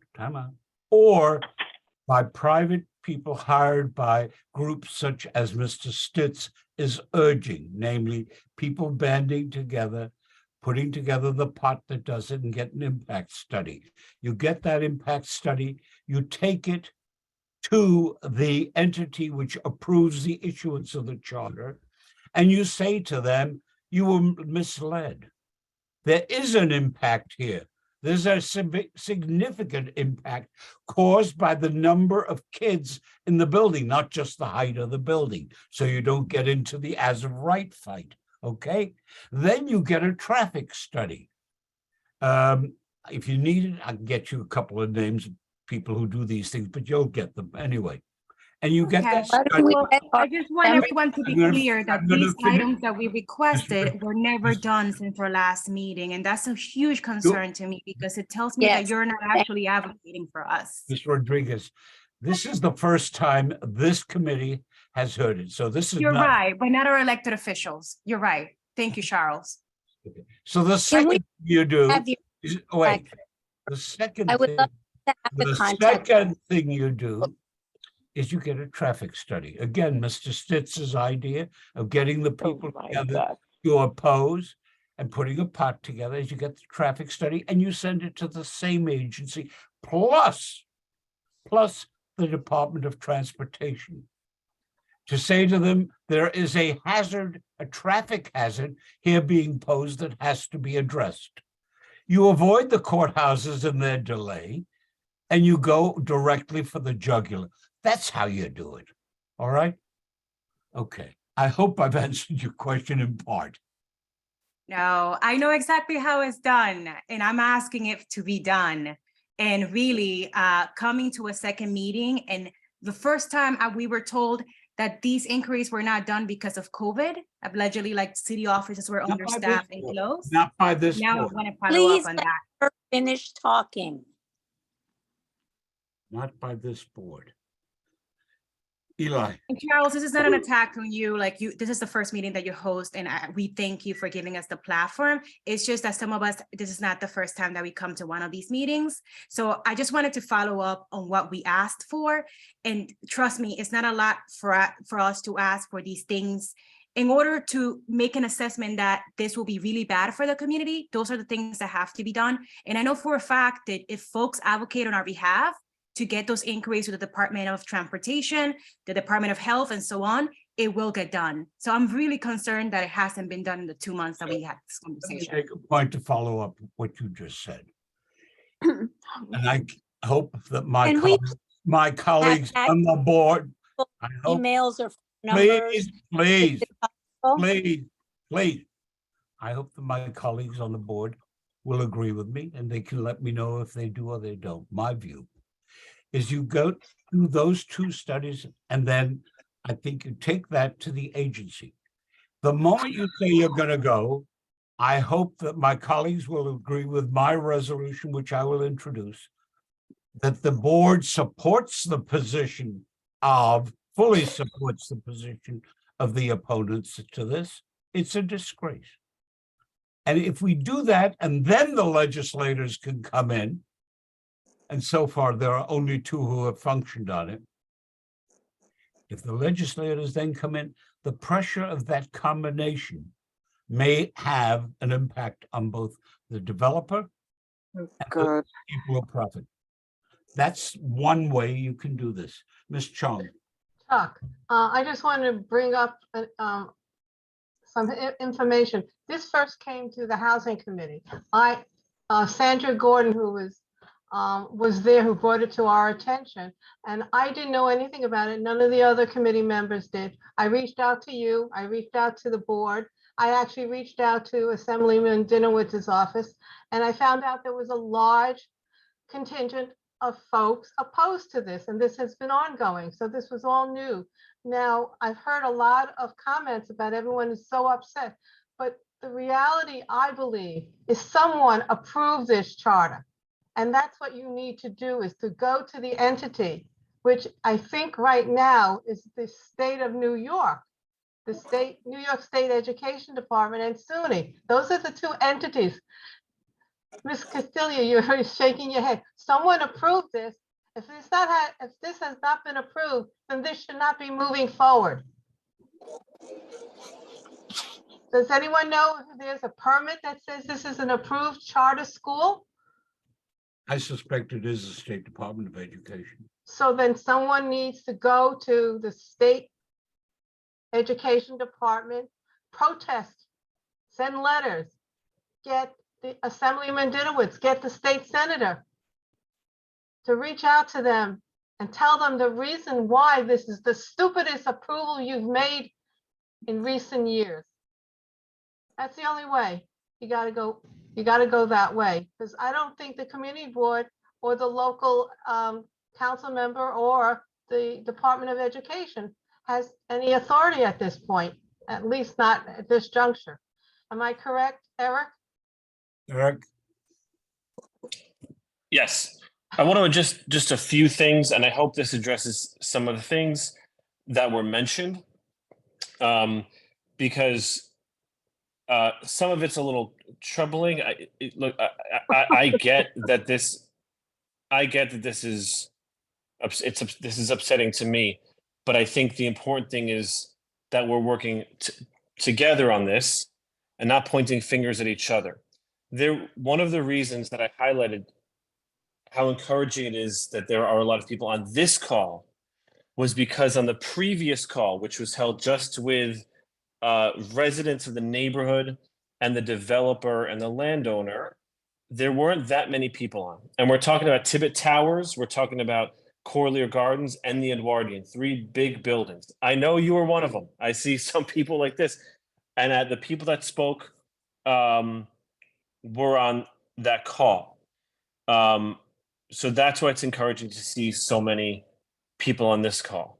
I think Mark articulated it well, banding together. I think perhaps hiring an attorney is a good idea, but I want to be clear on what we discussed at the meeting, it was incumbent upon the developer to come back with answers.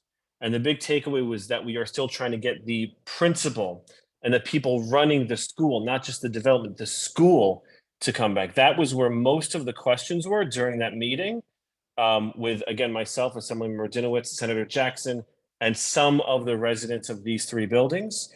A lot of it was about that day-to-day, the kids coming in and out, which the developer didn't answer. And our big takeaway was trying to get the principal to come. That is obviously something that we are still working on.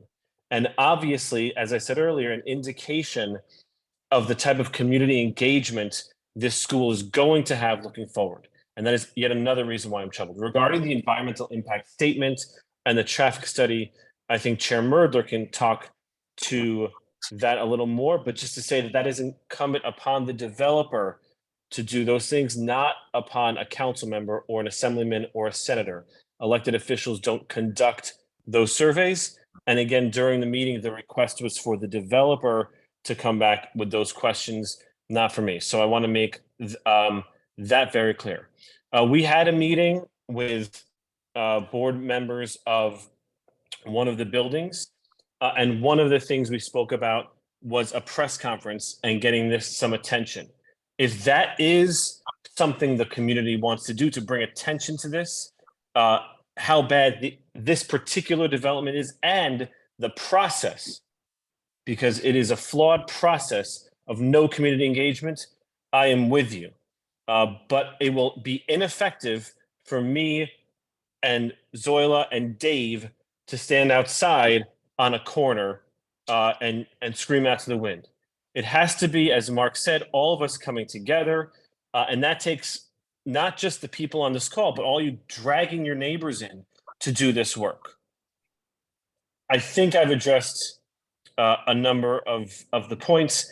I will share two other things. One is I am actively working on legislation that would, from the city level, that would help address some of these issues going forward in terms of community engagement. Now, I recognize that that may not particularly address this particular problem, but all of these questions that are being asked about why we didn't know about this, I'm hoping that through my work in the city council, we can fix for when they want to do something on 232nd and Irwin, or when and Corley, 231st and Irwin or Corley, so that we don't face this problem going forward. The second thing about idling trucks is I encourage every single one of you who sees trucks idling or starting construction before their time or working after the time to call 311 and then forward those numbers to my office so that we can follow up with the proper agencies. Secondly, I am actively working. I've already proposed a legislation. Go with Daddy. Dave mentioned that the only time they stop is when you take a video or picture of these trucks idling. Go. Thank you. Could someone mute Stephanie, please? Working on these trucks idling, taking a picture of them as it gets them to stop. My legislation would actually allow you to upload those videos and pictures to 311 so that departments can properly use those as they assess whether a developer is doing the right thing or the wrong thing. Thank you. Eric, this is Hi, Francis. Hi, I'm from Courtlier Gardens, and I did circulate. Francis, first of all, I know where you live. Second of all, you're a good friend of mine. Second of all, you muted yourself. Francis, you muted yourself, or someone muted you. Either way, you're muted. Sorry about that. Now, yes, because I give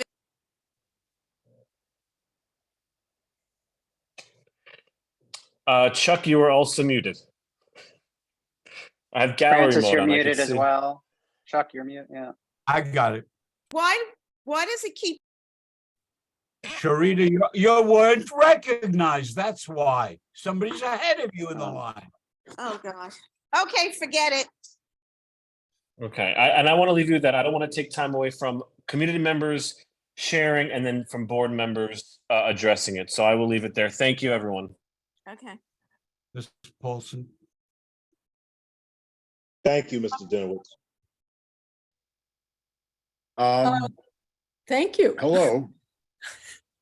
I just want to make sure everyone on the meeting understands what as of right development means and why Chuck's recommendations for action are really important. As of right development is not just about the size of the building, it's about the uses. And what it means is that the zoning does not require any environmental assessments to be done for those types of projects. So focusing on things that are health, traffic, and other kinds of impediments to continuing to live safely and comfortably in the neighborhood are really the right things to do. It is a lot of time, it is a lot of effort, but I think the two recommendations to gather everybody together, and the second one to do very targeted fighting in terms of the agencies that do have oversight of things that are not design and construction and zoning related. Those are really good recommendations. Thank you, Shrita. You're welcome. Commissioner Paulson was the Landmarks Commissioner of New York. She too knows exactly. And how- I'm an architect. All right, Francis, you're on. Hi. I'm from Collier Gardens. I did distribute the paperwork of what's going on in this building. I'm on the third floor, so from my living room, I can see the traffic going through with the trucks. And since we have a four-corner stop sign, if this proceeds in any way or form, they're going to have to put traffic lights and a bumper because it's going to be chaotic. Like you said, 200 and something students and in narrow streets. And you're right, we all have to come together and we need to fight this as soon as possible because this is unacceptable, what's going on. Mr. or Miss Campbell? No, you had your turn, Eli. Let these other folks come, please. Yes, I want to apologize that my video is not working. Also would like to add about the school. The same people that that's building the school here are the same people that build the school on 231st and 232nd and Calera Avenue. It's the same people or the same developer. And it's amazing that they can tear up our block the way that they're doing. I mean, it wasn't bad enough. They put one school on Calera Avenue. Now they want to put another one on Tibbet Avenue. I don't think that's fair for us. And yes, I think we should fight and do whatever we can because the traffic now every morning is bad. We hear the blowing the horns, the double parking, people cannot get through. And there's even the traffic even goes all the way up to 231st and Broadway, even up to Riverdale. Everybody's having a hard time as of now. So imagine once they put the school there, how are we gonna be? And I appreciate the time and I appreciate you letting me speak. Thank you very kindly.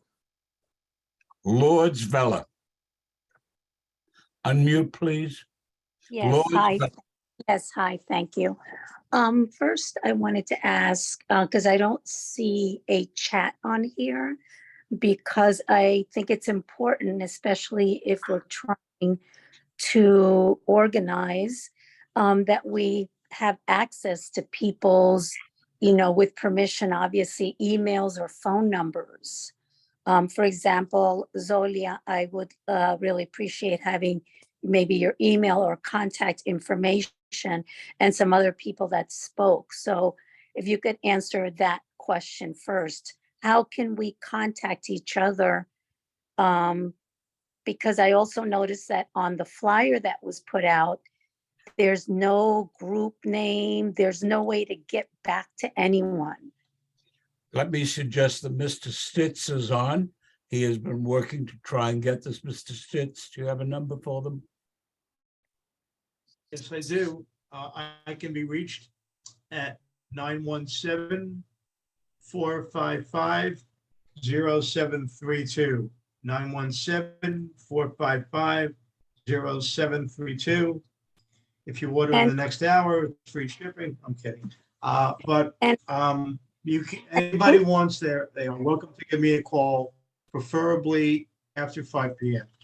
Okay, and I'm sorry, who do you represent? I am the president of New York Teachers, Tibbet Towers. New York Teachers, Tibbetts Towers. Could you The repeat that? two building, the co-op is on 3125 Tibbet and 3130 Irwin Avenue. Okay, Two got building co-op. Could you- Okay, Could you repeat that number, please? Sure, 917-455-0732. It's a little hard to talk during the day, but if anyone wants to call me after 5 p.m., I'd be very pleased to talk to anybody.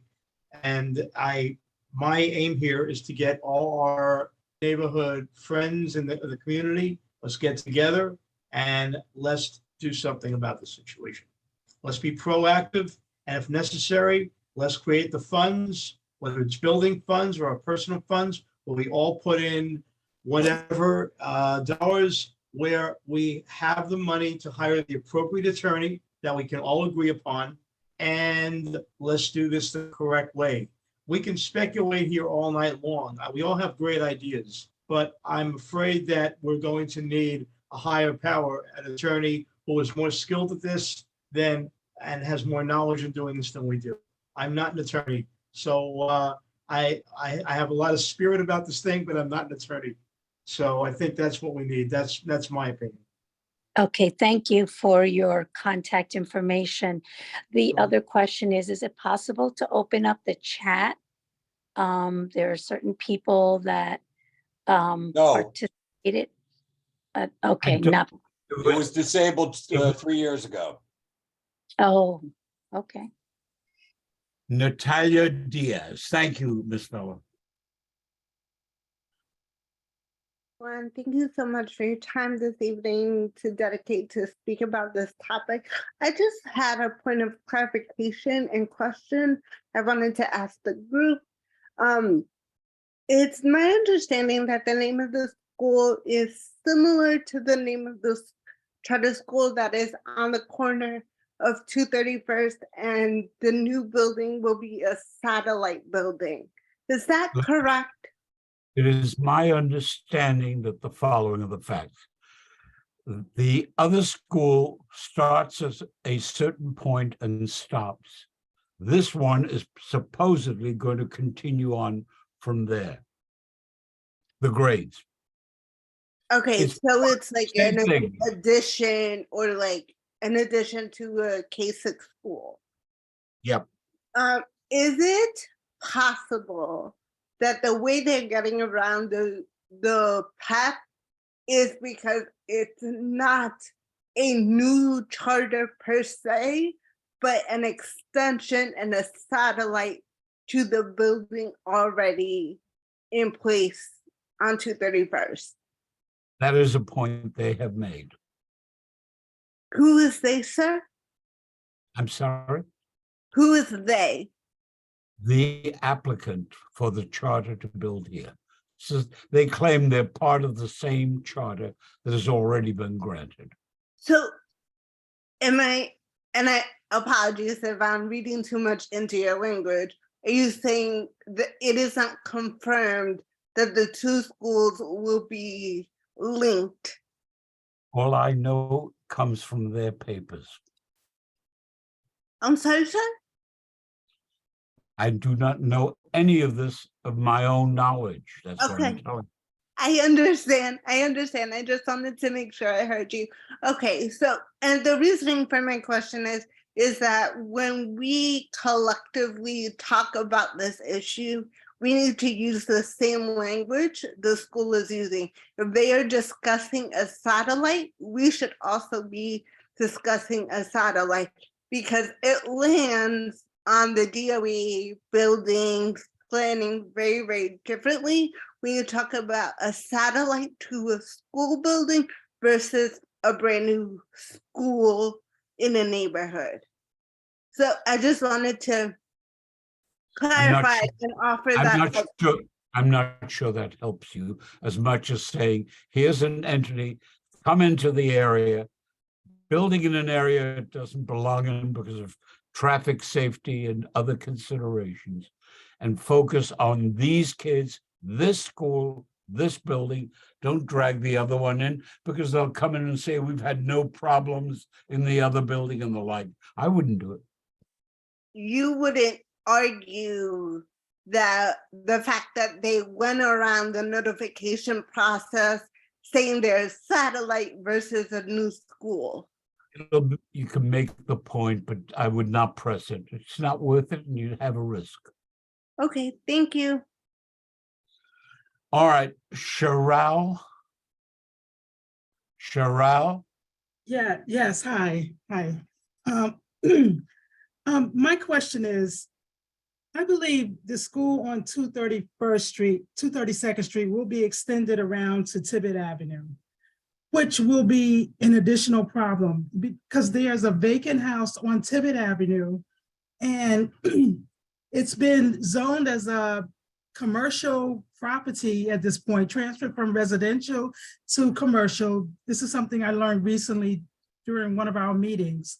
And I think that the school on 232nd Street will not be able to open, operate, function without being extended onto Tibbet Avenue.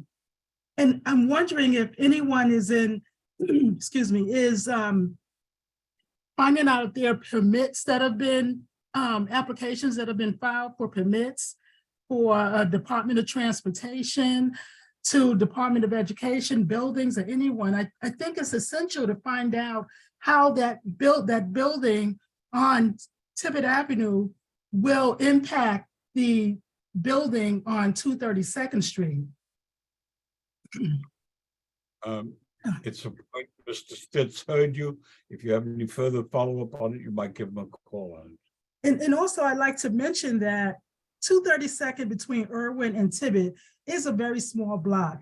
I think for safety concerns that the school eventually will try to have that block sectioned off during school days. I think that's something that should be investigated to find out if that's a plan on the horizon. They will clearly deny that in the beginning and then hope that memories fade. Anything else, Sherelle? No, well, one other thing I wanted to mention is that the Riverdale Press reported this school, the charter school being built back in October, and Assemblyman Dinowitz was quoted in that article as saying he thought it was not a good idea. On November 10th, Assemblyman Dinowitz attended one of the community board's executive meetings, and he mentioned the issue of the charter school. So this has been brought up in the past to the community board and to our local officials. That's all that I'd like to say. I thank you. Martin, you still here? I guess the next one is Ms. Carlson. Yes, thank you. And that's Dr. Carlson, actually, if you don't mind. I've asked you that before. Yeah, I have to say I'm inspired by this outpouring of support and consternation around the school building at 232nd. And I agree with what I'm hearing. There are a number of problems with it. What I can't help but wonder and observe is why the development at 160 Van Cortlandt Park South is not getting the same level of outrage. That was also a project that did not have public hearings. That is also a project that will be a 7-story school with a 340 unit apartment building next to it. That is a building that will have 750 students, not to mention faculty, support staff, administration. It will have an impact on traffic. It will have an impact on parking. In fact, it will have an impact on all of the same things that I am hearing this outrage about, not just from community residents, but from board members and public officials about the building at 232nd.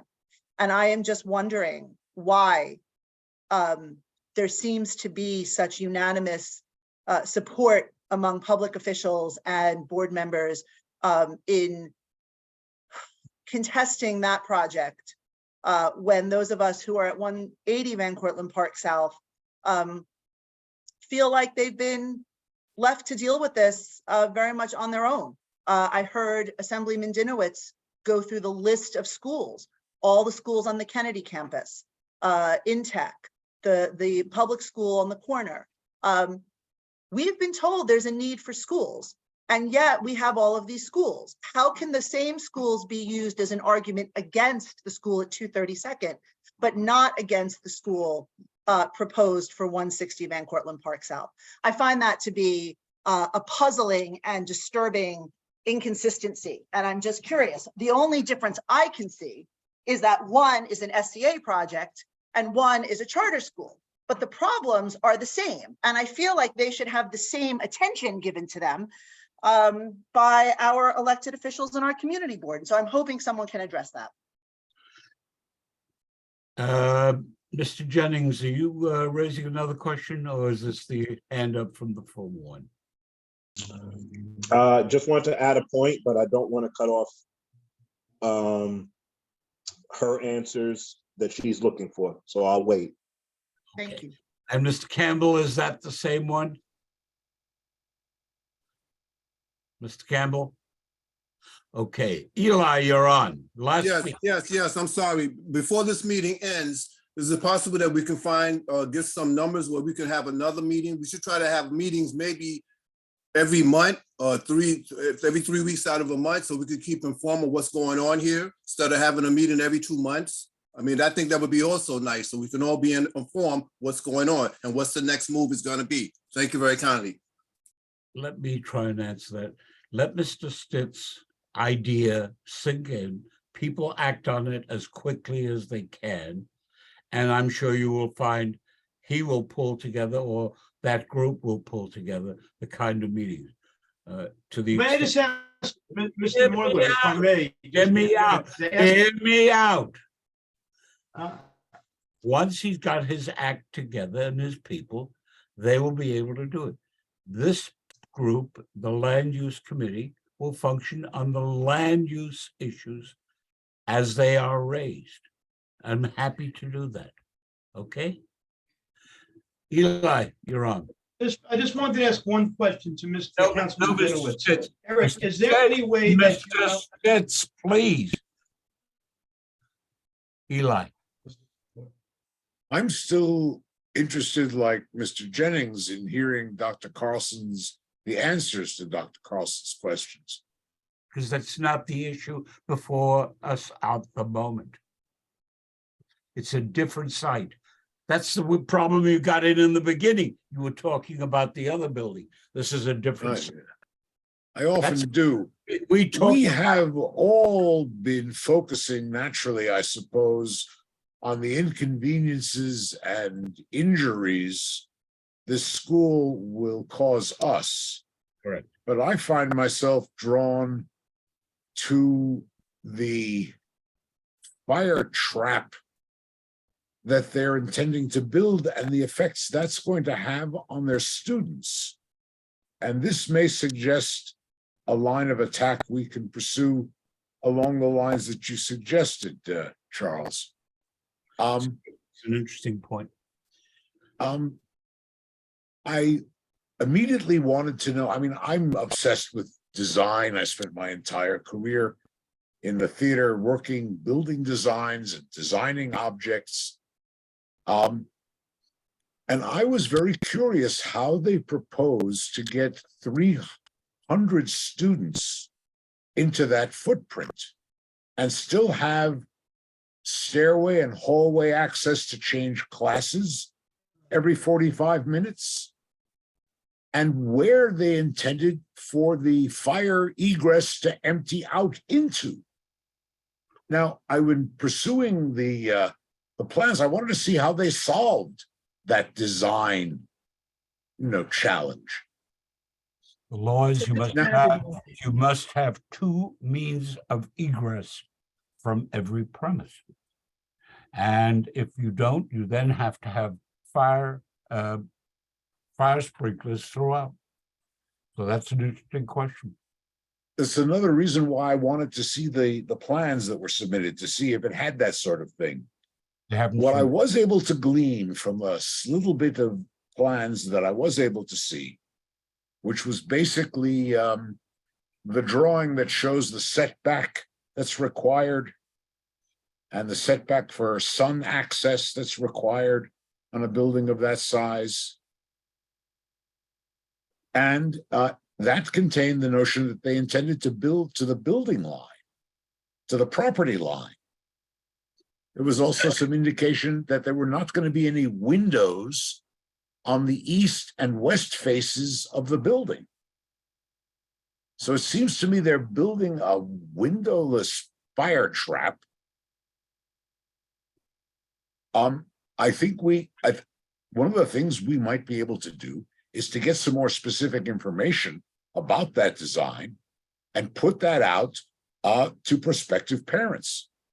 Do you really want to put your children into windowless 20 by 20 foot rooms with 20 other students? I like it. I like it. If that's the case, I like it. Well, Now, done. I've done some preliminary research. I couldn't find a lot of, academic research on how large a classroom should be relative to the number of students. But I did find something from the University of Georgia, which I'd be happy to share with folks. The thing is that it falls under his copyright. And so someone would have to go and get permission from him to share this. But it talks about the number of square feet per number of students. And I don't know how they're going to get that many classrooms into that footprint, even if they build to the walls. So I'm hoping that somewhere, someone can get me the plans, or someone can look at these plans. We have an architect, I understand, among us. Someone can get that architect those plans, or if that architect has access to those kind of, plans, that would be something to explore and to present to prospective parents. Do you really want to send your children and put them, is that really an educational environment you want to put your children into? Thank you, Eli. Also, I'm also a little bit confused about the order. It was my sense that the International Leadership Charter School was a high school, and that this new campus or whatever it is a middle school intended as a feeder for the high school rather than the other way around. You may well be right. It's somebody knowledgeable is shaking their heads that you are right. Because middle schoolers, there was a middle school, a Catholic middle school across the lot between Tibbet and Corlear. It was a middle school, a large middle school. It got closed during the pandemic. But when those middle schoolers got out, the crockery would rattle in my apartment. I mean, those kids need to get out and to run around and to yell and scream and stuff. I don't see where in this footprint they remotely have that kind of space. Where is the STEM classroom? Where are they going to hold assemblies? What in the world kind of educational environment are they designing? Or are they simply designing a box in which they can stuff, fee-paying and state-supported students into to make a buck? Okay. Anyway, my 2 cents. I appreciate it. I'm going to do just two more people who have not spoken before. Miss Holland, is it Kellyanne Holland? Please. That is correct. Yes, hi, thank you, everyone. I just want to say my name is Kellyanne. I live in the Edwardian. I put together a Google form, a contact information sheet, so anyone on this call could collect their email and their phone number so we can all stay in contact. I actually sent it to a board member of my building on this call with the hope that we can connect to different board members around different buildings and publicly share the form so that we can get everyone's information.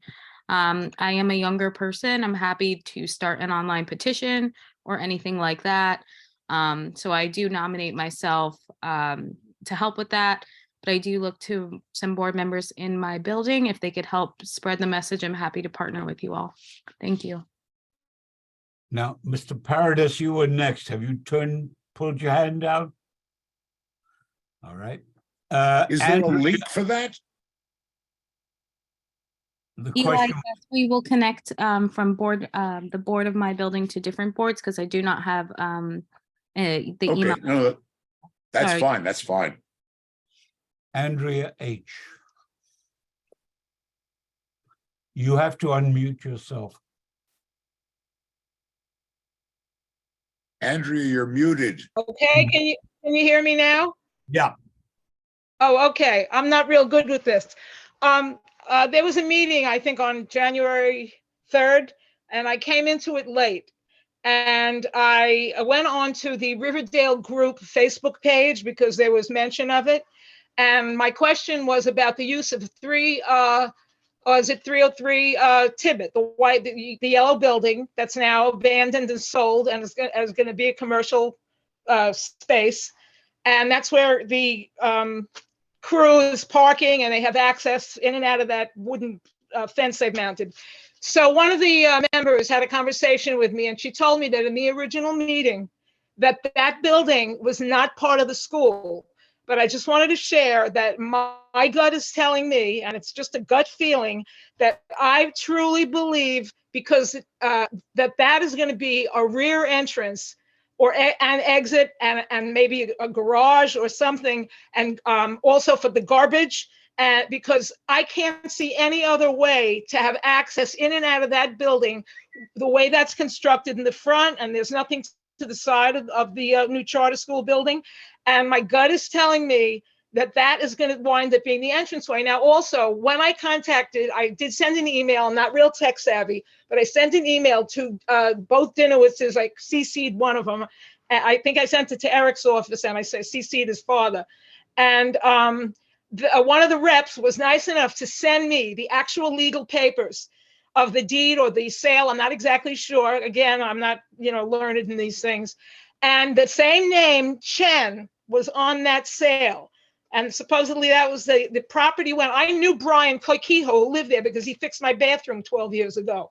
And so he sold that property for $820,000. And at the Tibbet Towers meeting a few weeks ago, I heard that was doubled in price immediately, and then that sale went through. So I got copies of the paper through the district office of the councilman or whoever, and Chen is the name on the sale or on the deed or the legal documents. I don't know exactly what it was. So if Chen is the name of on the school documents somewhere, I heard the name Chen before, sounds to me like the same people bought it. Now, again, I don't know, this is very simplistic, but my family moved in the first day in July 21st, 1961 in Tibbet Towers. And I, have no ill will to schooling and education, but all the same feelings and problems that you all feel, I'm in there with you. And, I just wanted to share that I don't believe for 1 minute that property is not going to go unused. I think it's going to become part of that building. And to me, it just appears it's going to be the rear entrance. Like I said, garbage, parking, entry, and who knows what else. Thank you very much. You may find it's the playground for the school, because they need. Wouldn't that be nice? So I'll have a bunch of screaming kids at one time on my. That's probably what it is. We will now move on to the next item on the agenda. Thank you. Okay. The next item is the discussion of SNAD. You will recall that we had a discussion and adopted a resolution calling to the attention of the community and of the elected officials the fact that SNAD is being violated left and right, that the Department of Buildings has devised a method in and by which it doesn't enforce the law, and the Department of City Planning, which enacts the zoning, has done the same on zoning. And that issue went through the executive committee and will be on for a vote. But I think there needs to be attention to further aspects of the SNAD issue. And that is that the problem is already occurring in other parts of the area as it has before. There have been complaints filed as late as this afternoon about new areas where they're chopping down the trees and going to work to prepare the sites. I will tell you from my own standpoint, any area where there has been a violation of the SNAD, if it comes to the board at any point, I don't care what the application is, I will oppose it. Because it just is wrong. That's why they're doing this. That's why the developers are doing it. Is there anyone else who has any question on the SNAD resolution? I should tell you again, both city planning and buildings were invited to attend today. About 2-3 hours ago, buildings ducked out, and I use that term deliberately because that's what they did. And city planning said it would attend. As usual, it did not. Excuse me, so sorry. Hi, Charles. Sorry to interrupt. I've been at the meeting since about 7:30. Who's You this? were late in. This is Camila Thomas from the Department of City Planning. How are you? I asked earlier if there was anyone here from city planning, and there was no answer. Sorry. I think the meeting, at least for me, it began about 7:15. So I wasn't sure if the meeting was gonna go on, but I've been here since. I apologize. If you'd like to consult the record and the recording, it was the first question I asked.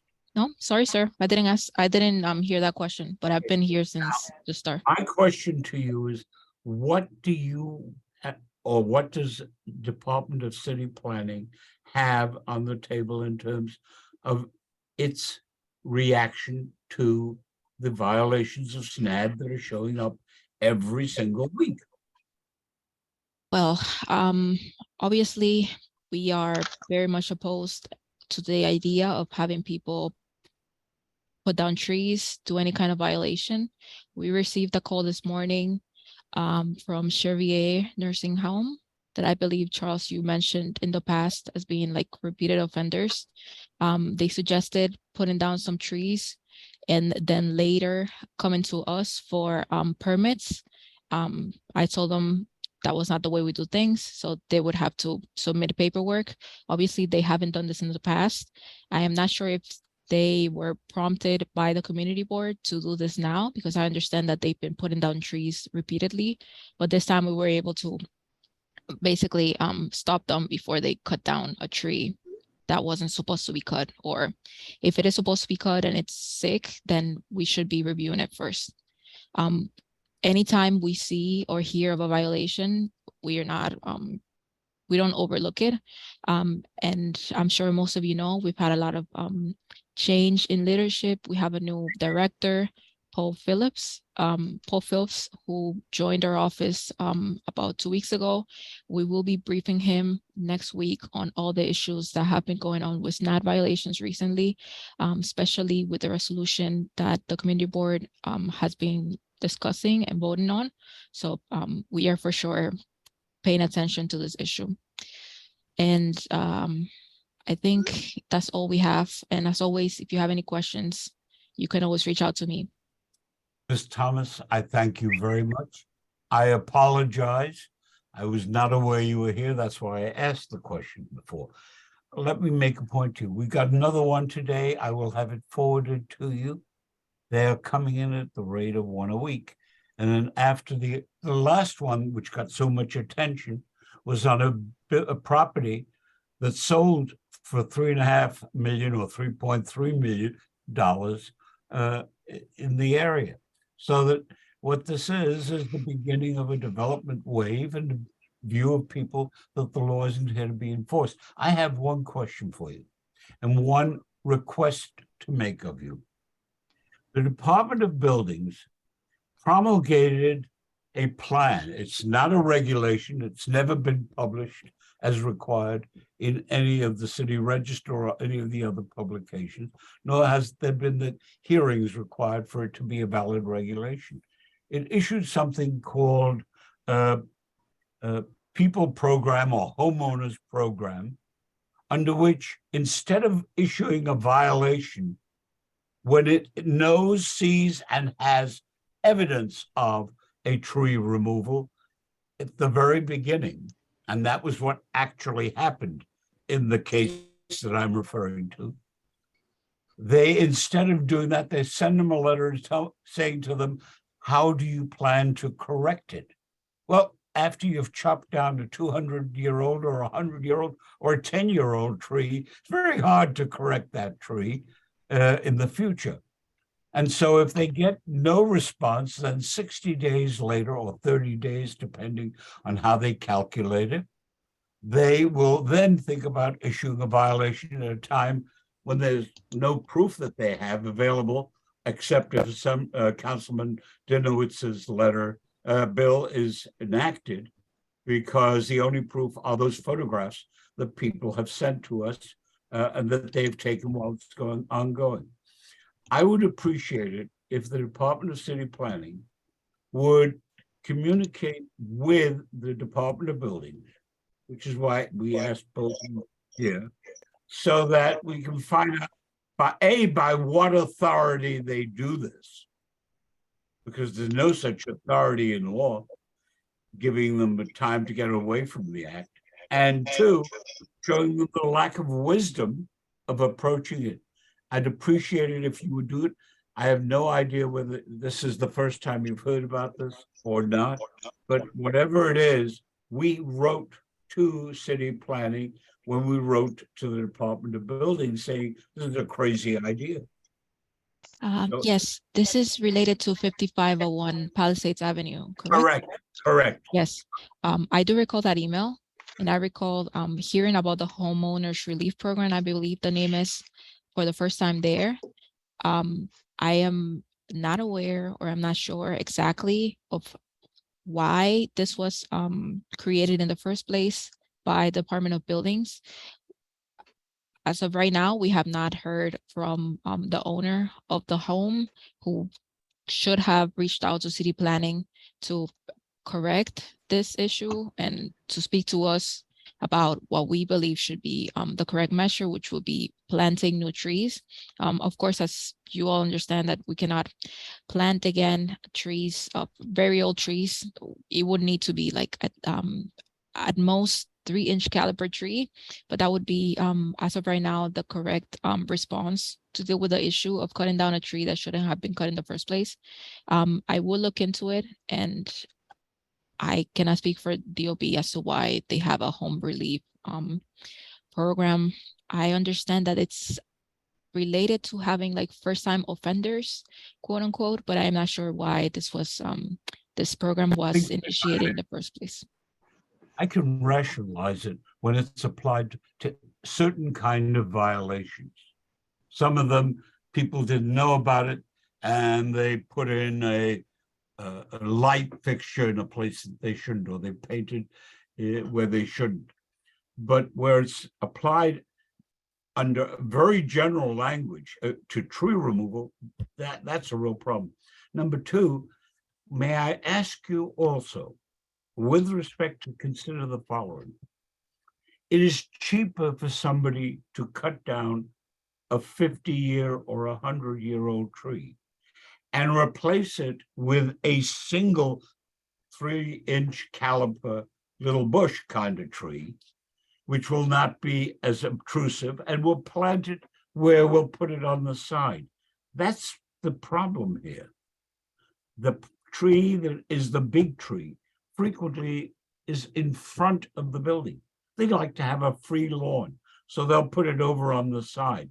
If they get caught, so what? I'll put a 3-inch on the side. Please think about whether that's a sufficient act of correction. I will tell you, I have asked Assemblyman Dinowitz to consider, if we can't get the agencies to do it, to put a measure in the Assembly, and he has agreed. Put a measure in the Assembly which will go to his committee, the Codes Committee of the Assembly, to make it a misdemeanor and take it out of the city's hands and make it a state issue. Because this has got to stop. The environment is entitled to be protected by all of us. Please think about whether that's an adequate remedy. I can tell you that both the council member and the assembly member share my view, or I share their view, that this is a serious issue and requires attention. Please, and I thank you. Thank you. All right. Assemblyman ma'am. Dinowitz, if you would like to reach out to me, we might set up a meeting with our new director at the Bronx office to speak about the issue for SNAD. I'll be more than happy to set up a meeting with you and our director. The member of his staff, Mr. Lara, is on. I'm sure he'll follow up with. Thank the you. assembly.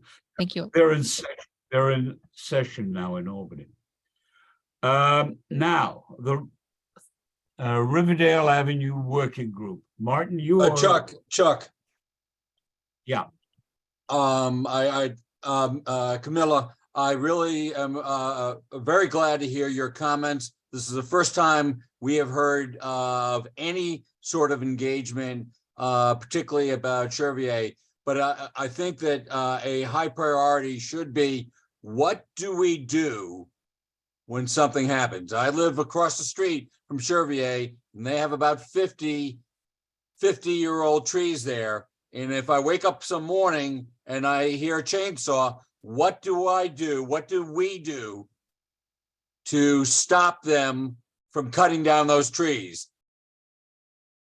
And you probably don't have an answer now, but that should be a high priority for you to figure out what number do we call or what have you to make sure that it gets stopped dead in its tracks and not something that they get fined 3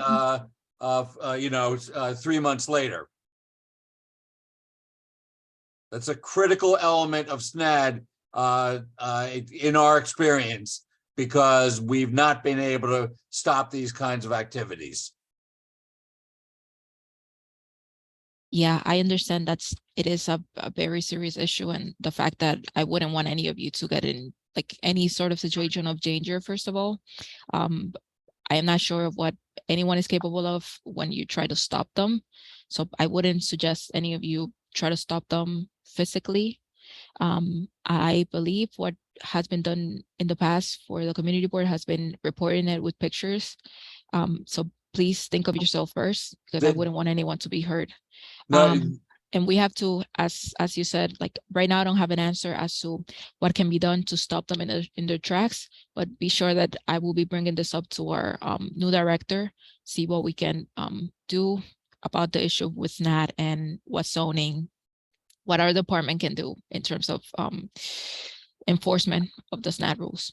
Okay, and we want a definitive answer on who to call or how to get it stopped dead in its tracks, not 3 months later. Thank you very much. Thank you. Thank you for the question. Ms. Thomas, let me give you one helpful point. Councilmember Dinowitz has introduced legislation in the city council which will authorize those people who take photographs at the time of the event to not only submit them to the city agencies, but also for the city agencies to use those photographs as evidence, as evidence of the wrong. At the moment, there are some officers at oath who will not consider photographs unless they were taken by the building department person. This would deal with that issue. All right, so that's one piece of the puzzle. Sharita, Ms. Paulson.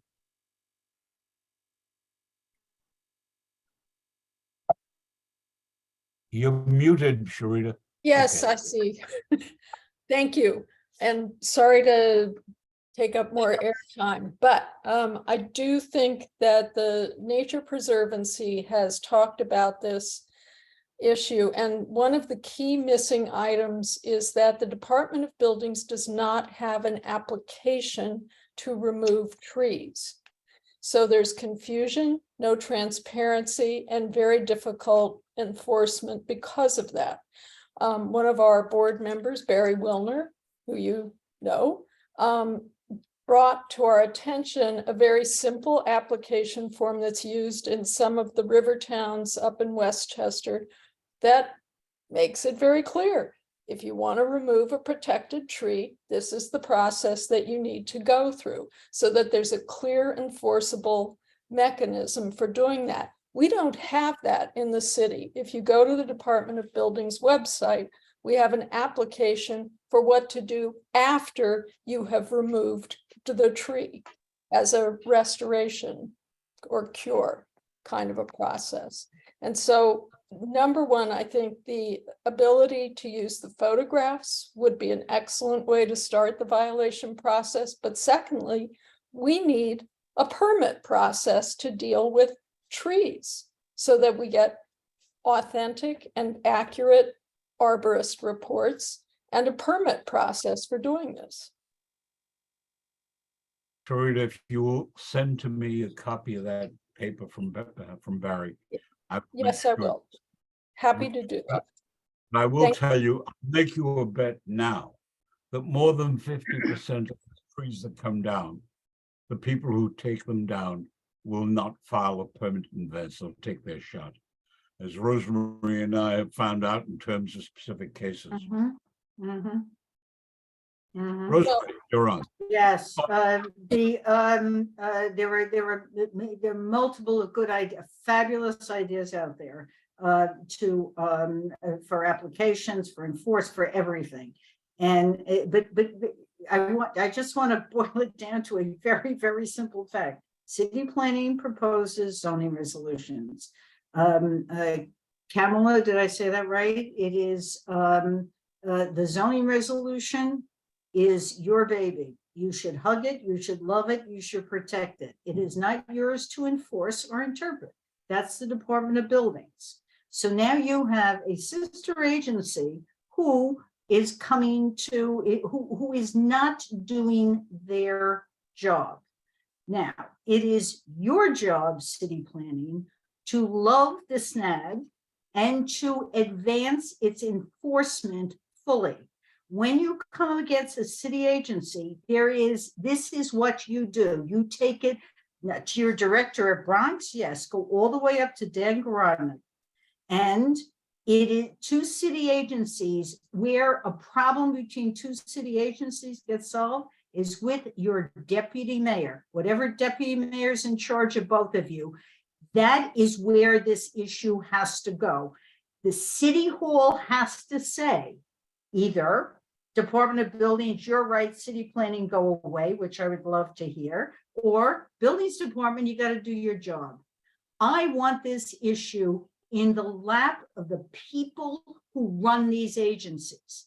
And you have City Planning and Buildings Department. They have been like this for years, for generations. Make that stop, raise it all the way to the top of your agency, and bring the damn thing to City Hall, to your deputy mayor.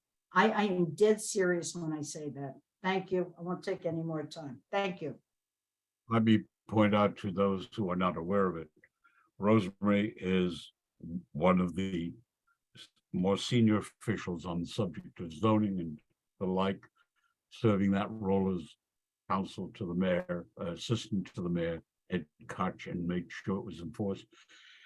And Sharita Paulson is the former commissioner of New York Landmarks Commission. These are two former public officials who have not let up for a moment at any point in terms of trying to preserve the environment and all portions of our community.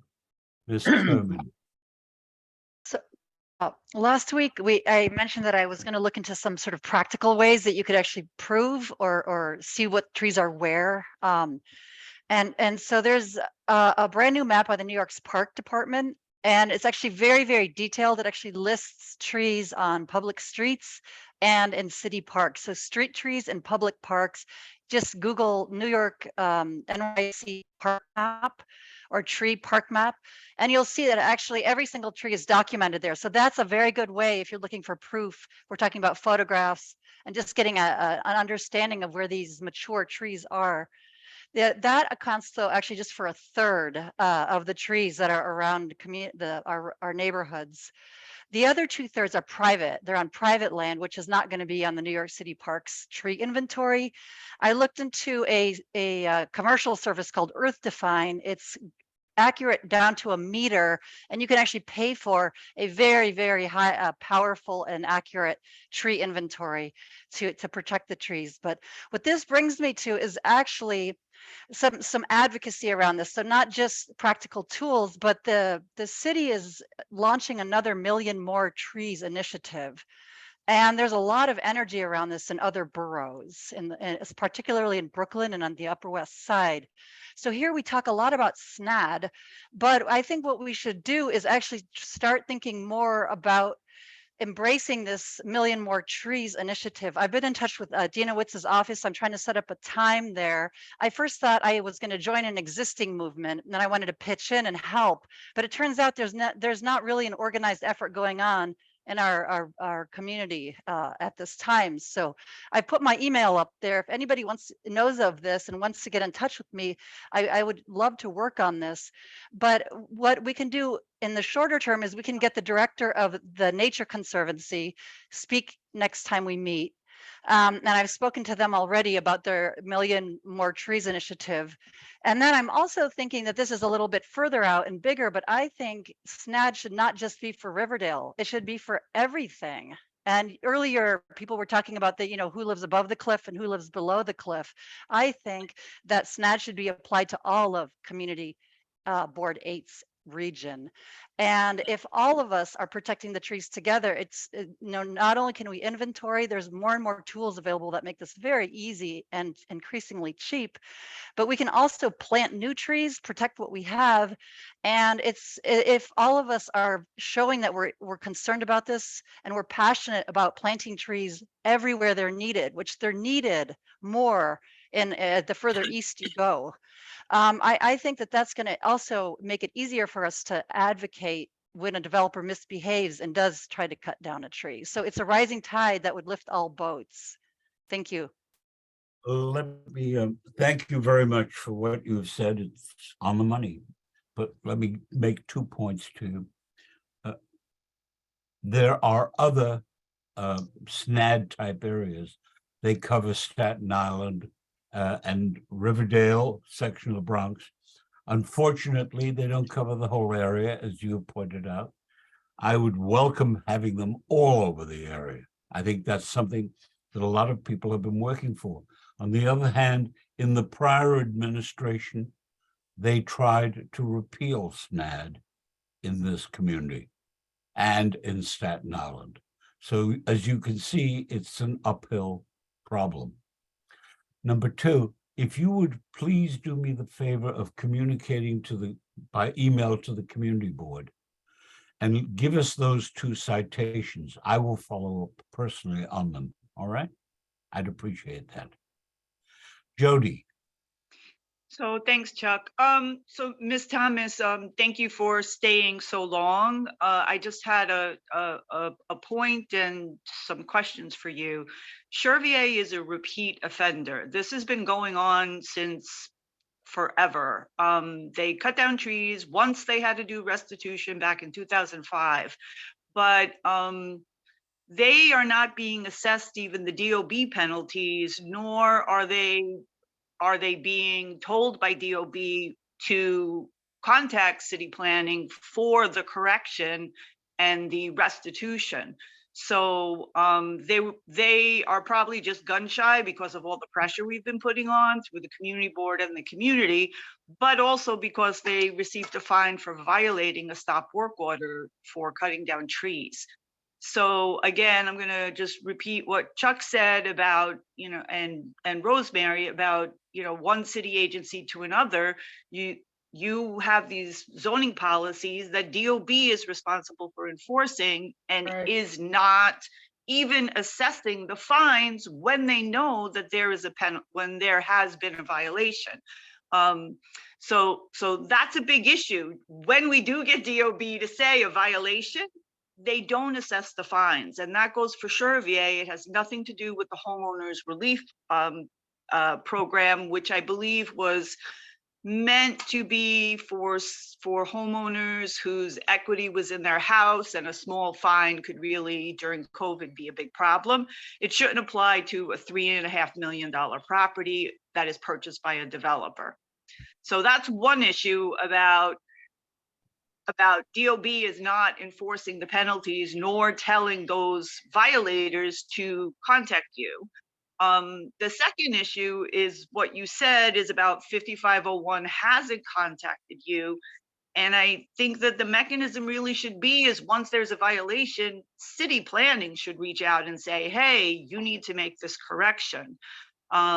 So those are two kind of issues. But if you could, Sherida did talk through some of the things, but if you could just walk us through from your perspective. I'm a homeowner in the SNAD. I want to take down a tree. How am I supposed to know that I'm in the SNAD and I'm not allowed to take down this tree? And once I do know, what is the process? Because it seems it's an after the fact thing. So could you just walk us through what that process should be for a homeowner who wants to do the right thing? Yes, no problem. Thank you. Like you said, I believe, and I've gotten calls in the last couple of weeks, that there is some miscommunication in our website, first of all, as to what needs to be done by a homeowner to take down a tree. What basically would happen is that you will call me, who I am the CB8 board liaison, to our office, and you would request to take down this tree. What would happen is that you would need to provide me with an arborist report, a certified arborist, obviously, showing why this tree needs to be removed. We allow trees to be removed if they are a hazard to members of the community or members of the house, and or if they are sick trees. And what would happen next is that I will review the arborist report, and if approved, if I see that it's a legitimate report, I would send you, the homeowner, templates to fill out to send to DOB. The template is basically a site plan where you would mark where the tree, where the, let's say the sick tree is located within the home, showing the disease, why the tree is a hazard, and you would forward that to the commissioner of the Department of Buildings for the Bronx, and they would take up the request to put down the tree. Great, thank you. So just a follow-up question. Yes. Is that for a tree alone? Because my understanding is that process was if it was part of a construction project. Are you saying that there is a process for a tree removal that is not related to construction? Yes. Oh my gosh. Precisely. Okay, is it possible that you could share those forms with the community board so they could share it with the community? It'd be good to have those ourselves. Yes, I will share it, but I will point out what we've spoken about, the call that I mentioned before, where Chervier wanted to cut it down a tree and then submit paperwork. I wouldn't like anyone just like forwarding things to Department of Buildings, saying that DCP approved of any cutting of the tree. But I will share with all of you, obviously, because I want this information to be known. We obviously want as many people who will want and are looking to remove trees from their property with permits to do it the legal way. So I will share those documents with you all and explain a bit more of the process in an email.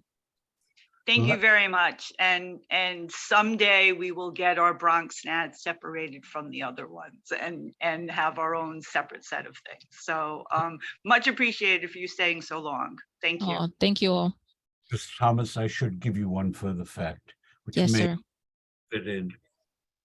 As some members of the board and officers know, I said I would, and I did, call the health department, my contacts there, advising them that this is not a responsible facility that should continue to be licensed, given its repeat offender status. So maybe that has sort of trickled down and the message has been received.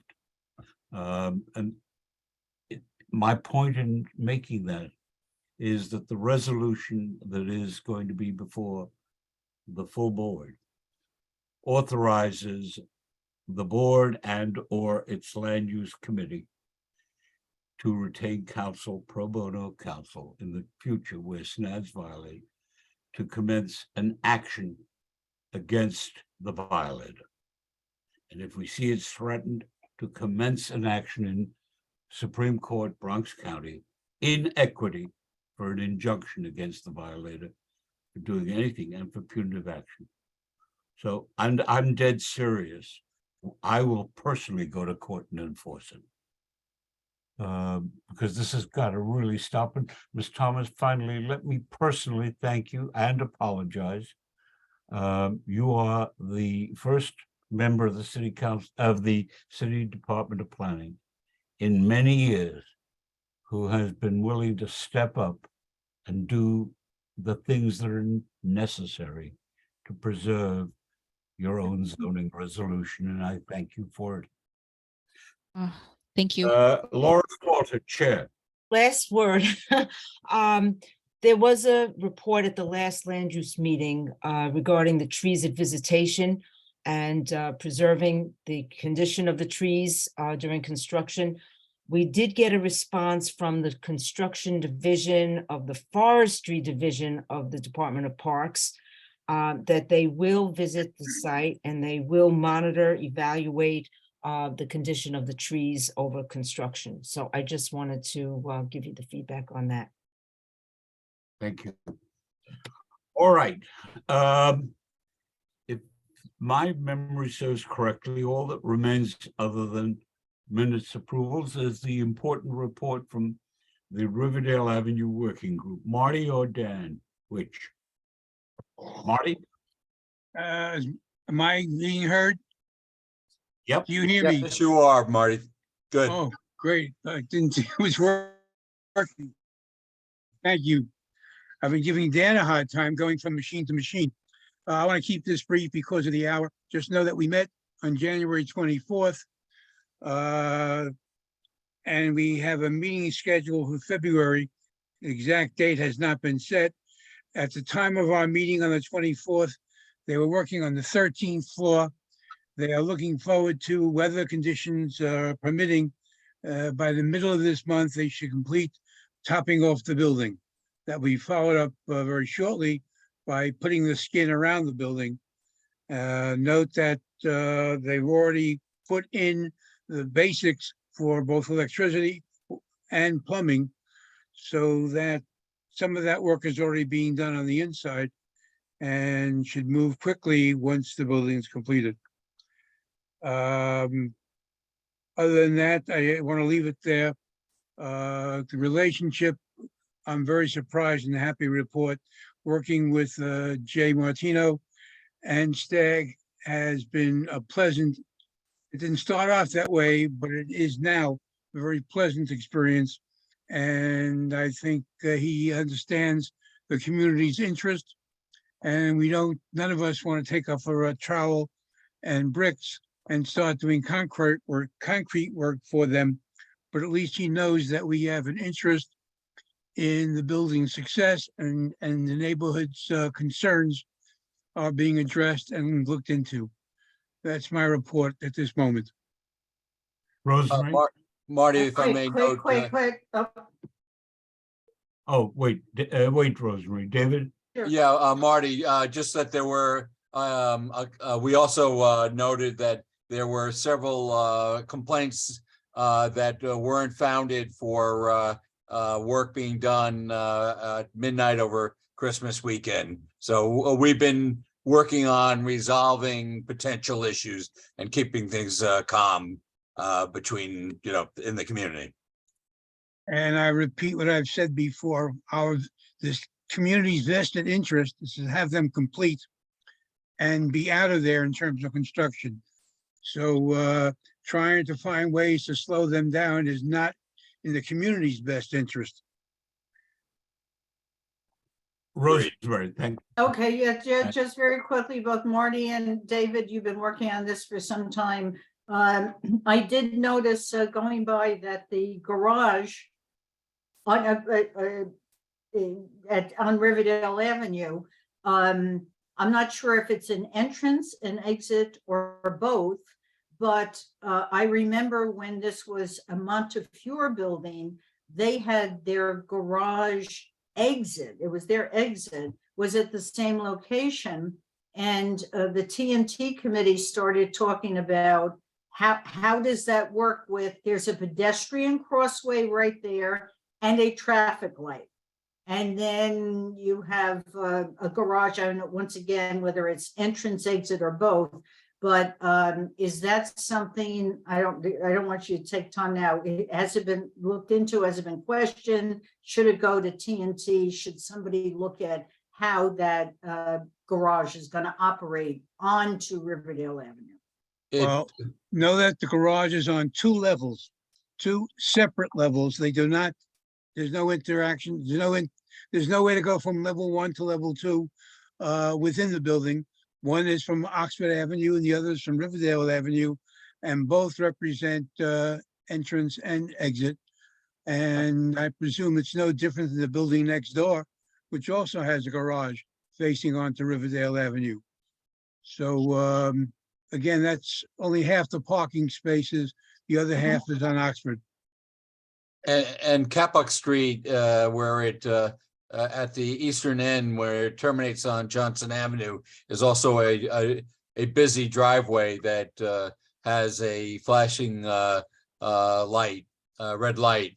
So it's signal controlled as well. And there may be a need for adjusting the signal controls at Riverdale Avenue, but it's not uncommon.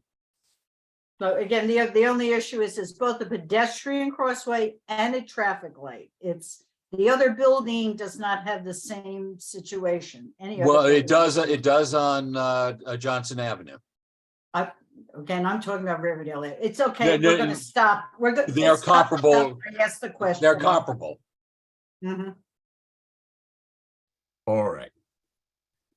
Do I have any comments of or concerning the minutes of the meeting of January 12, 2023? On the subject of minutes, let me get this photo. Do I have any objection to a motion to approve those minutes? Hearing none, the minutes are deemed approved. I'd like to thank Marty Wolpa for filling in tonight for us. We have a shortage. We only have 1 of 3 personnel at the board, and there was no one else to take the minutes. I will see if we can find somebody to relieve him for the next meeting, unless we have somebody in place by then. Old business, new business. Hey, Chuck, just new business. I wanted to bring up the motion you suggested that we do. I'll call it whatever happens, happens. It's just a very simple thing I wrote in the interim. Be it resolved that the Land Use Committee and Community Board send a letter to NYC HDC and NYC HPD stating that Tishman Speyer, the proposed developer of a project at 160 Van Cortlandt Park South, has been invited numerous times to present their plans to the community before the Land Use Committee and has declined all such invitations. It's just a very simple motion with a very simple statement to the 2 agencies. I second the motion. Is there any discussion on the motion? Yes, Dan? Yep. Might we include been invited to address numerous serious concerns about the site? Absolutely. Okay, thank you. We also include the school construction authority. No, it's a separate issue. Right. If you do not extend it from one to the other by way of either the same resolution or a separate one, you're going to hear complaints of discrimination, but that's all right. But Chuck, We're big boys. They're not a suing them. protected. There's a lawsuit. Exactly. The lawsuit has nothing to do with building. But they said they wouldn't come because of the lawsuit, didn't they? I could say they shouldn't come because tomorrow is Tuesday. All right, but I think it's a waste. I think Dan's, I should tell you, that was the excuse that Tishman gave me. I said it was no good as an excuse for them, and it was no good as an excuse for SCA. But if you So- don't but think, Chuck, you were Chuck. talking to I Tishman. withdraw it. I don't care. Okay, Dan is saying, let's send a letter to the two agencies that are going to be impacted by this development. That's all. Okay, Is It's there? simple. Make it there was a simple. sec- Any other discussion? Are there any objections to the motion? Are there any abstentions? I do abstain. The motion is carried. thank you. All right, Excuse me, Now- Dan, please Yep. send me the wording to the minutes. Absolutely. I just needed to include David's part, which if David, if you could send me the piece that you said, I'll include it right away. Okay. Thank you. all right. Let me see. I guess that does it. Do I have a motion to adjourn? motion to adjourn. Second. Any contrary minded, any abstentions? The motion is adopted. I thank you and good night. Good night, Marty, I'm gonna call you right after this meeting. Okay, thank you.